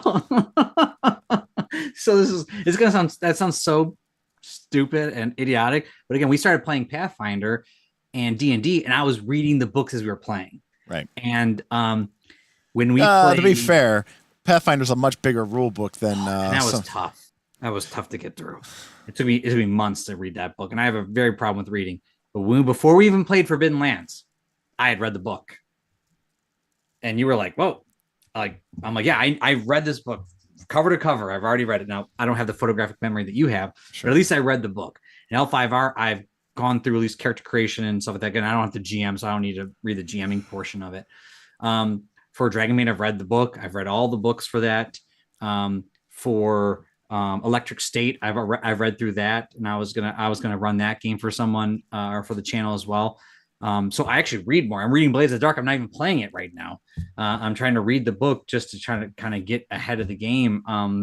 I feel like at first I felt like I could just play these games, and sometimes again in one shots or con games you can do that. But really, as the GM now, I feel like I almost need to. When I played Goblin Slayer on the channel, I made sure I read the thing that they sent everybody so that I knew what the hell I was doing. I didn't want to go into the game. I read Alien to play with Boothby. I didn't want to like seem like an idiot. I wanted to like actually be able to contribute. Be like, no, I know that my ability does this or that or another thing. But when I do that, I can role play better. I see. Okay, so because what is that? Now I'm not looking up rules. I see. So I'm more engaged. Some of the best role playing I did recently was in Alien with Boothby. I was really engaged with my character. I was really getting into it, and it's because I knew one, Freely had a really good VTT, so it made Alien very easy to do. But I knew the rules enough to know, because I know the Year Zero engine, and I knew what Alien was as a movie, and I really could dive into my character a lot more, and I could really engage with, I don't know if we should do this, and dealing with some of our players, dealing with their war tactics of the army. Rick. All right. So again, I feel like that actually is one of my bigger things, is actually reading the rules. And then I don't know if like the problem, I don't know if I've picked up enough PBTA because I haven't really ran it, but I've played a lot with you in PBTA, and that has helped me be a better player, just playing with you and running for the channel. But until I've actually ran it, I feel like when I first started doing stuff, I don't know if I would have been as interactive with things, suggesting things to the GM. That's one thing I never would have done. Like GM's rule is final, and so what do you say, Derek, goes. Smith makes a lot of suggestions to the GM, and a lot of those times, Derek will be like, "That's interesting. I actually do think that could be really fun or cool." Right. And they're like, "No, actually, I like your idea, but let me do this. Let me change it." And so now I'm over here going like, "Actually, I think I have a really good idea of what this means or what this could do in the game." Now I'm a player taking sort of like a very prime seat in what my character is going to do, versus letting the GM sort of decide what's happening. That happens a lot in PBTA. Again, you get to make choices and moves, but I feel like I've suggested things now that maybe I didn't have the confidence to suggest before. All right. Oh, yeah, Ken played Alien with me too. Oh, excellent. Yeah, so I think that's that's a pretty good way. I mean, for me, I've predominantly been GM my whole life. I GM before I played, so it's very hard for me to stay that. I do think that being a player after you've run games makes you a much more bearable and humble person, because you know how much work goes into it, and you're like, look, we're all on the same team here. It can be very easy for people who never GM to still have that kind of us versus him or her mentality, and being able to go up against that person, and then you realize as a player you're like, okay, that's not what's happening here, and also too, it could put you into a weird situation where you got to be careful, because I can see it backfire, because I do see people who've run a game, who've GM'd a game, they know the rules, and then they're playing in someone else's game and they're not necessarily doing it the way they would do it, or they're not doing it the way that the rule says, and they're like, actually, or don't you think it would be, and they're very negative about it. Yeah, you got to plug yourself back and be humble. Yeah, you gotta, but at the same time, like you said, I think, sometimes GMs, get upset over that, and I think they need to grow up, because, like you said, I want my players to come in and say, okay, but what if it was this instead? And I go, yeah, that's cool. That's a great idea, because I just don't know if I would have the confidence to do that, like as just a player. But now as a GM, I'm kind of like, yeah, I'm kind of confident enough to suggest something to you. Well, Derek, because honestly, for me, the reason why being a player in a lot of campaigns, a classic example of this is at conventions. Most convention games played with, random strangers have very little interest to me. And the reason is because I come to these games to weave, ideas and stories and threads. And a lot of times as a player, I feel like shackled by what I can and can't do. And most of the time it feels like I can't do anything. I don't have any ability to sort of influence anything other than the GM gives me an opportunity. And now I got to fucking roll a die roll. And if I roll low, I don't even get to do that.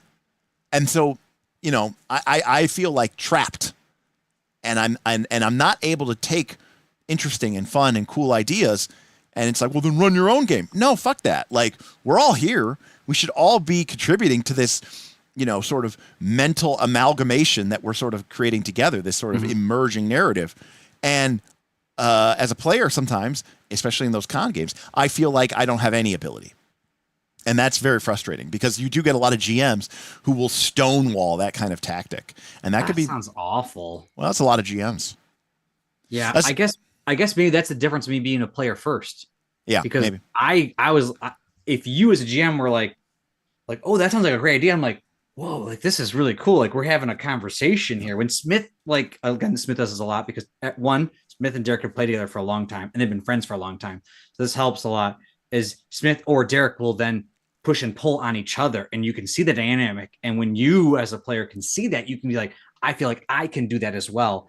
And so when I GM, I want my players suggesting fun things and cool things. I remember I played with my cousin Robert, who does not play anything. And he saw a bearskin rug on the ground, and he was like, I'm going to take that bearskin rug and I'm going to wear that thing. And I'm like, that sounds actually pretty cool. Like, I feel like we should do something here. And I think he was waiting for me to say, like, you can't take the bearskin rug and wear it. It's not a thing.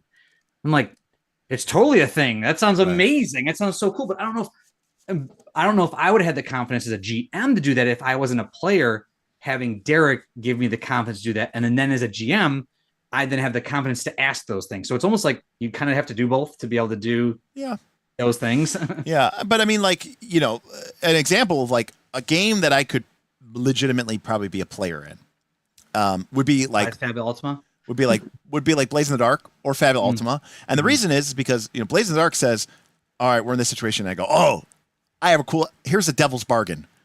And I get to propose one, and I can use it, or I can propose it for somebody else. That's kind of sweet. And that's part of the gameplay. As a player, when Bob goes to take a roll and he goes, I really want an extra die for this die roll. Anybody got an idea for devil's bargain? I go, Bob, what if the store that we're robbing, right?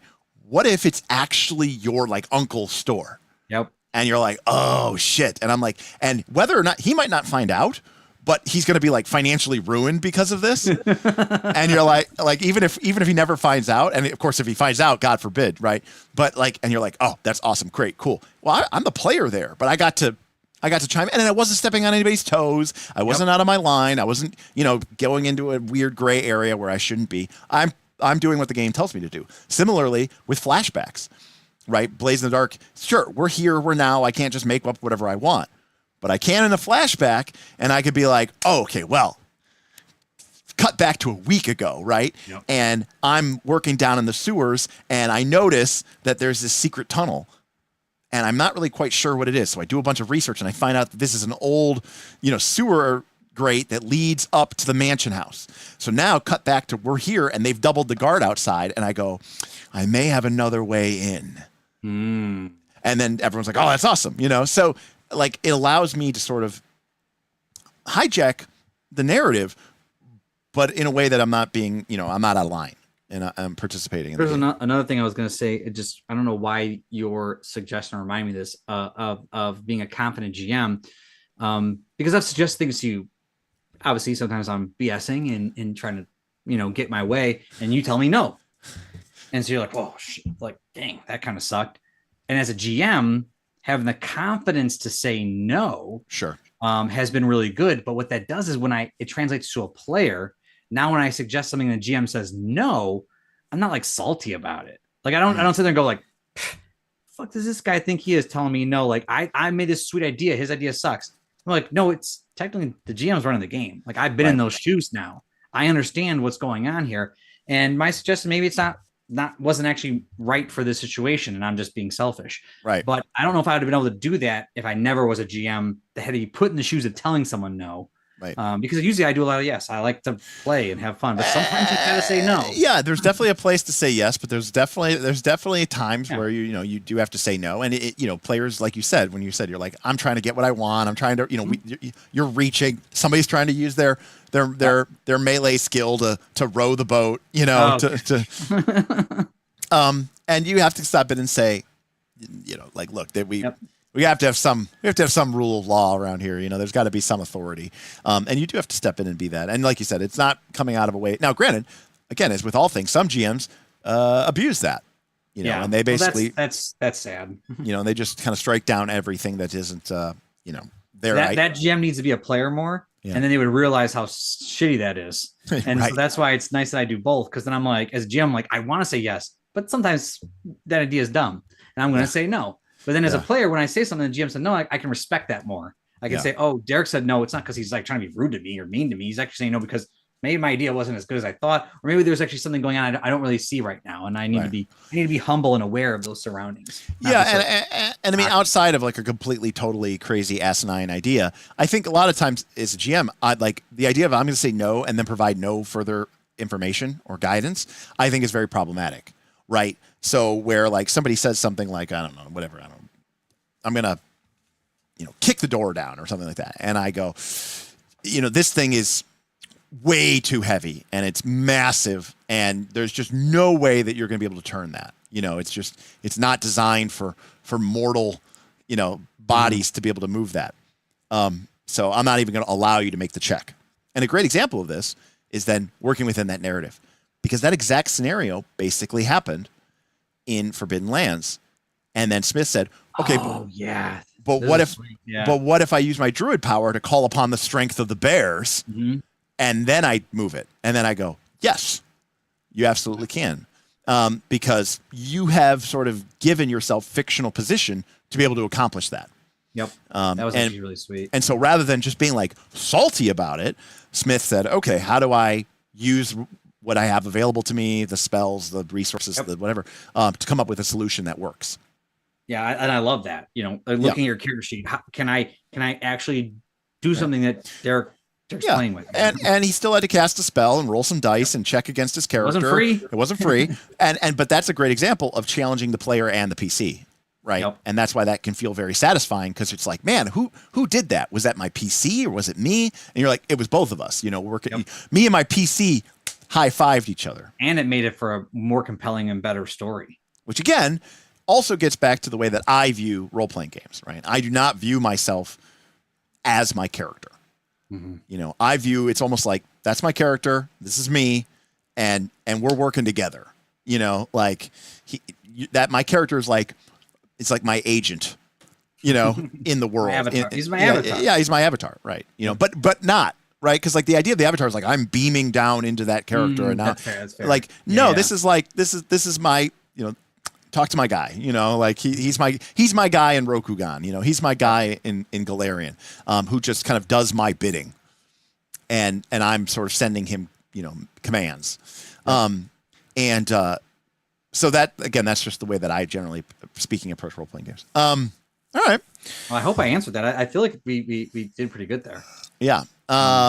Somebody, Dan asked about how do we get no heroic abilities. You get an 18. Yeah, but there's also a little bit of complexity there because of how our heroic abilities are awarded. Yeah. I'd wait more till we actually finalize the rules there. But there are going to be ways you can award them and earn them. So I don't want them to be just given out, and I want you to still be able to earn them. Yeah. So I think that was all the questions. Yeah. So Bob. Yes.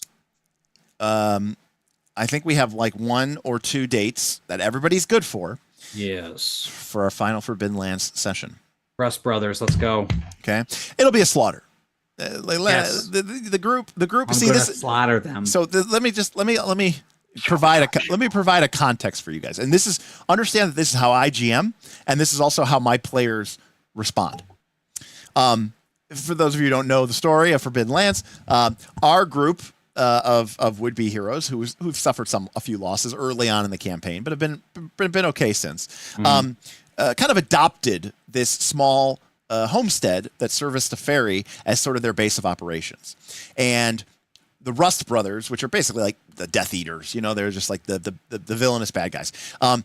They're slavers, they're raiders, and they had come and attacked this little homestead while the PCs were away, and they had kidnapped, enslaved some of the children.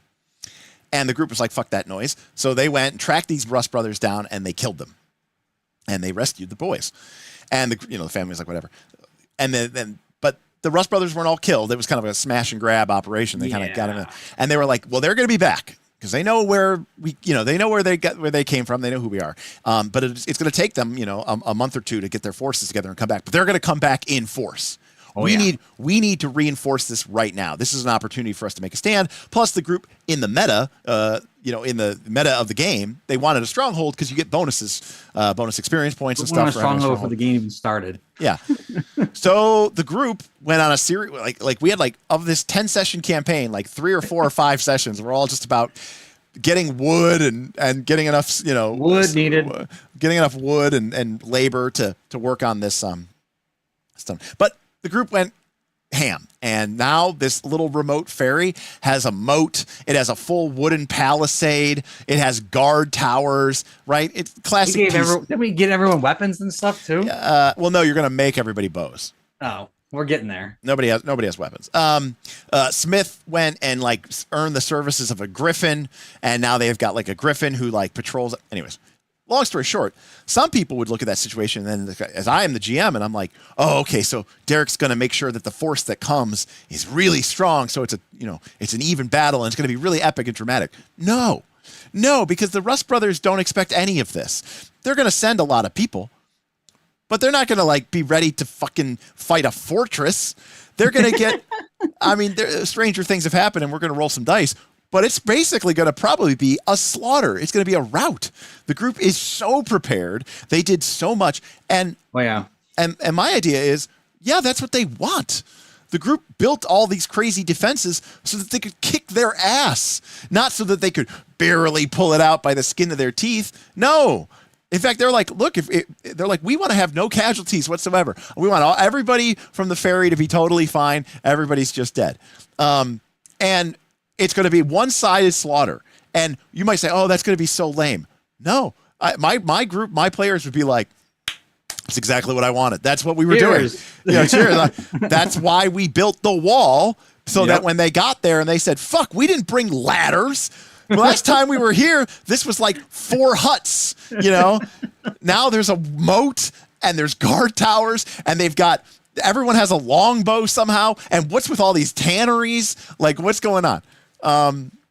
So anyways, after that ends, Bob, it's going to be awesome though. I'm curious because, Smith would tell you that the reason why we're playing Forbidden Lands is because that's what Bob wanted to play. Because Bob basically said, I bought this game and I read it, so we have to play it. That's what Smith will say, but that's what Smith will. So how would, assuming that the same thing is true, in other words, the group has to play whatever Bob wants to play. Oh gosh. What game would you pick for me to run? Fabula Ultima is the game that you would pick. That or Avatar is the 2 games that I'd want to play the most. I mean, obviously, selfishly, I'd want to play DTX, and I think maybe the party would like to play that as well. I just really feel like Fabula Ultima has something that I want to explore, and I haven't got to really explore it. And then Avatar, we got only a touch of, and that'd be my tertiary. So maybe Fabu, DTX again with a different place, and then Avatar would be my third best or third favorite or something, if that's a word. Yeah. Look how far, I think how far you've come. I know, dude. I know. Fabula Ultima just seems like it'd be so much fun. I know Kaz wants to play it. Obviously, you're into it. Yeah, I mean, Smith and Kaz are both huge Final Fantasy fans and everything. Yeah, like they're more into it than I am. I just think it's a cool system and it could be really fun. I don't know. Maybe it'd be awful. I don't know. Avatar just seems fun. DTX, I had some of the most fun I've had in a long time playing. So maybe that's the right answer. But Siden just tipped $10. Siden just tipped 10. Oh, he said, "F you, great choice, Bob." Again, yeah, I think it's got a lot of fun properties there that we can play with. And yeah, I mean, Fabio Ultima does a lot of things that I want out of a game. Yep. So Cal says, Bob, tell Derek you want to play Free Market. Oh my God, Bob, that would be a sight to be seen if you were playing Free Market. I would love to see it. I have. You know what I want to get? Yeah, okay, here's three I want to play. Here's how I want to do it. Like on a distant fourth, maybe. Here's what I want to do. I want to get not Smith, because Smith would actually be like good at it. I want to get like Smith. This would be online. I want to get Smith. I want to get like Vin. Boothby tipped $10. Hey, Boothby tipped $10. Had a lot of fun what is he gaming saying? last week and used a lot of the wisdom from the channel in running games I've never run before. Awesome. Boothby says that he just had his big, huge gaming con retreat that he does with his friends. Oh, that's right. Yeah, he said throwing down some love, had a lot of fun gaming last week, and used a lot of the wisdom from the channel in running games that I've never run before. He ran Blaze in the Dark, Root, Oh wow. A Quiet Year, and I don't remember what the fourth game was. Dragon, a lot of fun. Dragonbane. Oh well, those are all great games. And from the sounds of it, it sounds like Blaze in the Dark actually went the best. That's the reason I'm reading Blaze in the Dark. I really want to play. You made that system sound so cool in your recaps with when you play with Matt. Oh yeah. And I played one session with Gold the Cat, and I had a lot of fun playing with him, and I never got to play anymore. And I've always heard it's so good, and I just like, I should just read this and play with someone again. So yeah. I guess maybe that'd be on that list too. But I think for our group, FabU or DTX would probably be the best. Avatar would be a lot of fun. Maybe 40, blah, blah, blah. Yeah. Boothby confirming that Blaze was the winner. Well, thank you, Side and Boothby. Yeah, I mean, I've been excited to crack into FU. I think it's a really well-designed game. It has a lot of the levers that I'm interested in. And, there's enough that game does right. This is actually saying something. There's enough that game does right that there might be things that I would like want to fix or change. Fix is the wrong word. Refine. But it does so much right that I feel like, I don't really need to do anything. It'll be fine. It'll just do its own thing. There are some things that like I noticed from the just even the small amount that we play that some things can maybe get a little repeaty and a little bit samey. But I think overall, I got to admit, I think if I had my choice, and it'd have to be, but it wouldn't work because our group is just too inconsistent. But like I would love to either pick up where we left off or do a different thing. But L5R is so good. I didn't even put that on there because there's no chance of us doing it. But I had some of the besides DTX, L5R would probably be my most memorable sessions that I've had in the past few years. There was so much going on there. It was so interactive, so engaging. And both those games were Theater of the Mind too, which is also something to say. True. True. But they were great games. L5R system was so well done too. Yeah. But DTX probably just a little bit more in my wheelhouse because I'm more into that genre. Yeah, look, there's nothing wrong with that. Like I like heroic fantasy too. Like, you could play L5R like that, by the way. But the way that I wanted to play L5R was to really lean into like the samurai drama, the tension, the Bushido stuff. I joked about it, but like, watching. I guess not even watching because that doesn't make any sense. Like watching a Theater of the Mind game of Go that other character is playing was like super intense. So we are watching another character roll dice playing a theoretical game of Go, and we are watching that theoretical game. It's like, this is no real Go being played. And I was like, this is intense. Like, this is an intense. And it wasn't even your character playing the pretend Go. Another character was playing it, and that was intense. Right. So I was like, I don't know how many systems that you can play that you get that kind of engagement out of. And that to me was a big selling point. Like I said, I have done stuff in that system that I've never done in other games, which was like stuff out of combat that was my first time like doing stuff out of combat. A lot of times, like literally back in my dorm room, like I was like doing stuff like that was really cool. And so yeah, I mean, being a Shugenja was also pretty cool. So that, I mean, that's a little bonus. But you know, L5R probably a little more complex. I have to read and do a bunch of stuff. But DTX right off the gate, I'd be, you know, right. But L5R.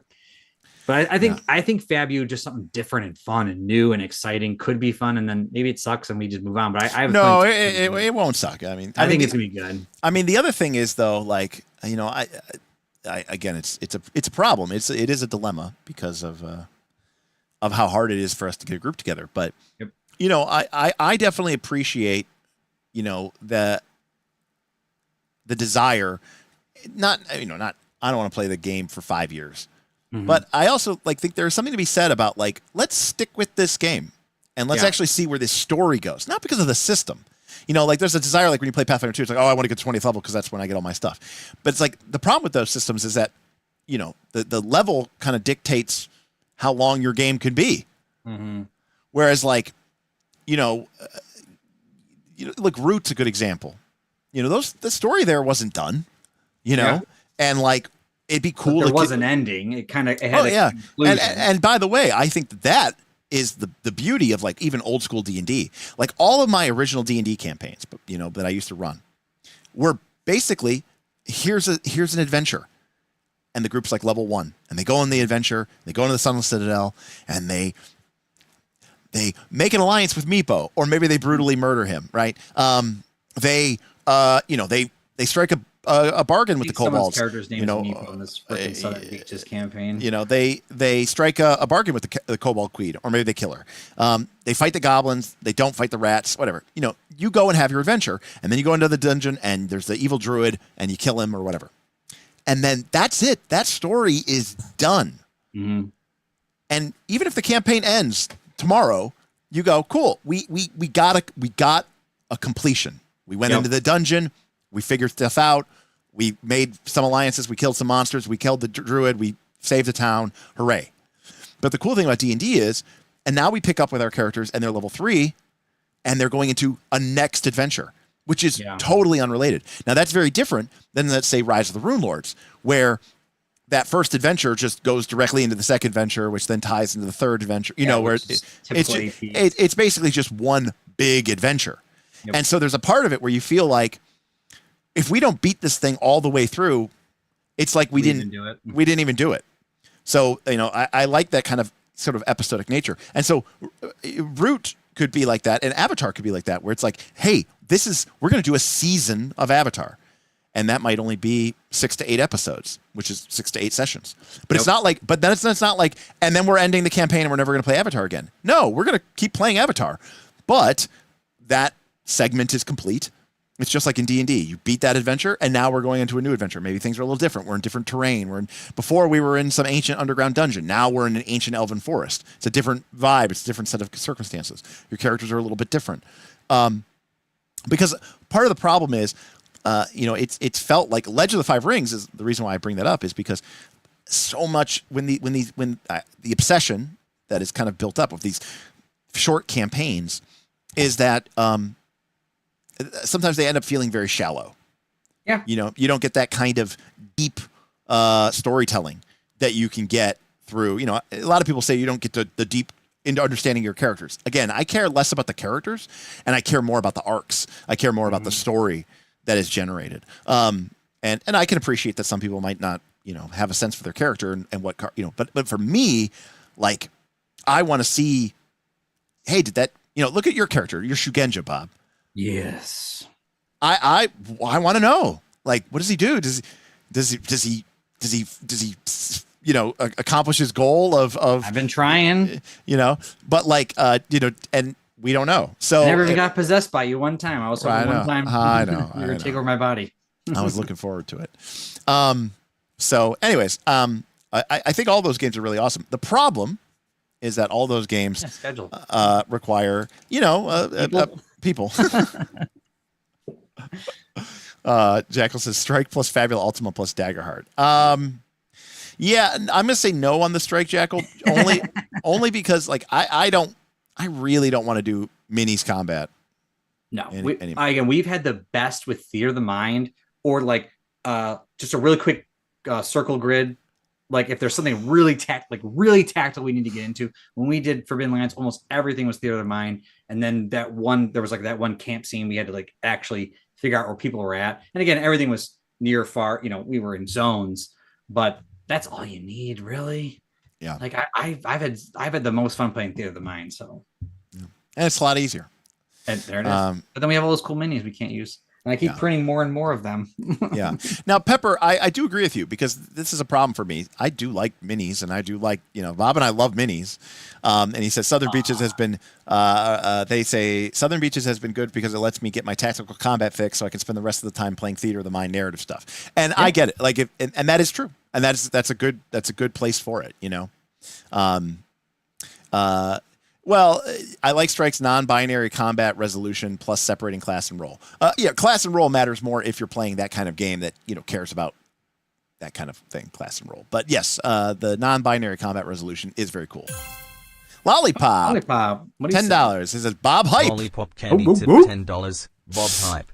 Catch you on the VOD. Catch us on the VOD. Well, Lollipop, hopefully you find it an engaging conversation because we're about to sign off. Thank you, Hype Chain about to make sure I get that new captain tier in Pirate Borg versus the new recruit tier. That's right. The all you guys are doing is giving Bob a little bit extra cash. So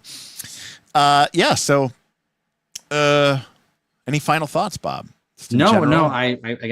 I think we covered a couple of the big points I want to talk about, and I'm pretty excited. Obviously, forthcoming here in the future to get Dragontide going. I got a couple things in Southern Beaches. I want to get a video out, a little recap video. I did the achievement stuff for us, which is kind of cool. They're posting little Xbox type achievements into the channels, and then gonna get a recap thing, and then get Dragontide hopefully going here soon. And then I'm debating if I might run some Path of Glory. Path of Glory. I don't know. I was gonna ask if you've read through that yet. It's still in the shrink wrap. I literally have zero time. I have Electric State that just came in the mail from Free League. I want to read Blades in the Dark. This just came in. I'm like, I just don't have time. I know. And obviously, I was free tonight to do this. Yeah. But and you were even a little hesitant. Bob was like, Derek, I could be working. I could be working on practice was at 6. So this is right before this. I wanted to work out. But anyway, I made it. I'm here. I'm hyping it up. I want to play some more games. So I think coming up here in the next future, obviously I want to finish our Forbidden Lands game. I want to run some more stuff for the channel. I want to run like a consistent game for the channel. I think it'd be really fun. Simultaneously, I want to run games in Dragontide would be really fun too. So hopefully, I agree. And as for me, obviously I'm already with you guys like 2 or 3 times a week with streams, and then sometimes I guest star on Roll for Combat, and then obviously I make myself available to people on the Discord and get into lots of great conversations there. So I'd love to be able to find more time to make for RPGs, but I got to admit, it is tough. It's tough, but it is really important to me because I really want to do that, and I play with more of my patrons. Thank you. Hey, thank you. Well, thank you, Naki. I appreciate it. You haven't had a chance to thank you. I love to hear it. Thank you, Nakia. So that officially means that results beat hype, which is the way it should be. But yes, also, I think Dragontide will be a lot of fun, and it'll be really great for people who have they don't really like Pathfinder 2, or they don't care about Pathfinder 2, or maybe they used to love Pathfinder 2, but it's just, they played it so much that they, have moved on to other things. And hopefully it's a way for them to play and they can get into some of these games. I mean, I still would love to do like some sort of like Legend of the Five Rings. I don't even know how that would work, but like everybody, you join one of the 7 clans and, the crab, or, and you got, it's almost like a weird, I don't know how it would work. That might have to. That would have to be like probably it would have to be something. I don't know what it would have to do. You got to talk to London about that. Yeah. but yeah, so and then of course, obviously, I've still got a garage that I need to deal with, and a house that I need to. I have painters coming on Friday to do an estimate to paint the inside of my house. What company did you get? Not my garage, my house. What company? Well, I have a couple coming because I'm going to get quotes from a couple people, but this is called Best Buy Painting. I just want to know if I'm related to them. Oh, okay. But a few painters in the family. But I told him I have a 1,400 square foot condo, and they're like, oh, we'll come on to an estimate, but 4,000 to 6,000. Just paint yourself. Start painting. Yeah, no, not going to happen. Whenever you have time. I have high ceilings. That's the only thing I don't do is paint. I can't. I don't. I pay for painting. Yeah. Except for these guys. I paint the minis sometimes, but a lot of them are gray. Yeah, but so that now normally I might say, oh, well, $6,000 to get my painting done. I mean, that's a lot, but think about how much time and effort that's going to be, and I'd probably spend $1,000 just on paint and God knows. But then I go, normally I wouldn't care, but then I'm like, oh, but it was an expensive summer, with conventions and fires and dog surgeries and my own hospitalizations. So I was like, normally I would be like, yeah, that's probably, no big deal, but again, it's got to get done, and I'm not gonna do it. So I just don't have the time. And but yeah, hopefully at some point, some of my goal is to. Oh, thanks, London. London with a super chat. Paint. It's their 20th super chat. That's pretty sweet. That is sweet. That's awesome. I know they counted them after. Oh yeah, they do. That's sweet. Like Nokia's was their third. Yeah, I thought like at 3 to 5 was like the range. It cut it off after that. Well, they go, you're only going to get them for the big milestones, 10, 20, 50 or something like that. But thank you, London. So I feel like Vin's got like a ton of them. He does like the $2 super chats like every day. Yeah, that's true. I don't know. If there's like 100, Vin would have done it. Yeah. Well, that's how Vin does it, London. Yeah, they're always tiny. Yeah, Vin does a bunch of them, and they're all like thing. KC says, I'm way too cheap to pay for someone to paint, so half my walls are covered in spackling. KC, you're killing me. Well, okay. Just trust me, I'm super cheap, dude. Paint sorry for anybody who came here for role-playing game. This is homeowner shit.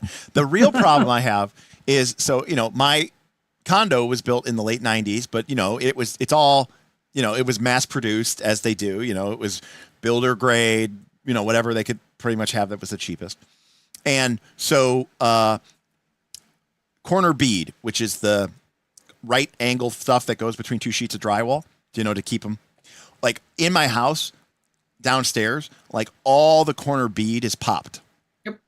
And so not only would I have to paint the walls, I'd have to go in first, tear out all the corner bead, or go in and reattach down to the wall, then respackle or re-drywall, put mud on, do the whole thing with the mud on every intersection of wall and ceiling in my house. You know how long that would take me? For fucking ever. Especially since my ceiling is, yes, of course, it was made in the late 90s. You know what that means? My ceiling is textured. So, if I go and smear mud on that corner bead, I'm covering up the texture. Now you're going to have this weird smooth patch, which means that after I do the corner bead, I have to match the fucking popcorn crowfoot texture. It's just, even as I talk about it, I'm like, yeah, 6,000, take it. Like I just, the idea, it would just be so horrifying for me to try to do that. Oh, also while on a ladder 20 feet up. Mm-hmm. So all your dogs are probably knocking your ladder over. Yeah, well, my dogs are just going nuts and crazy. So anyways. All right, let's wrap this thing up. We're done. All right, folks. Well, thank you so much for coming in today and hanging out with me and Bob. Thank you to the Self-Confessed Cynic for his super chat. Thank you, Whipplestein, for supporting the Southern Beaches and being an awesome member of the GM Council. Thank you, Zane, for showing some love coming out for some extra appreciation. Karama doing the Lord's work in Southern Beaches as well. Thank you, Karama. And Sidon and Boothby and Lollipop for showing some love for FU and some of the new games that everybody's had an opportunity to do. And then lastly, Nokia and for hyping up Dragonbane and London for the paint. That's right. So thank you to everybody who came out and supported us tonight. We should be back Thursday. I'm not sure what we're going to be doing, but we'll probably do something. But either way, thank you for coming, and we'll see you next time on Knights of Last Call. Good night, everybody. Peace.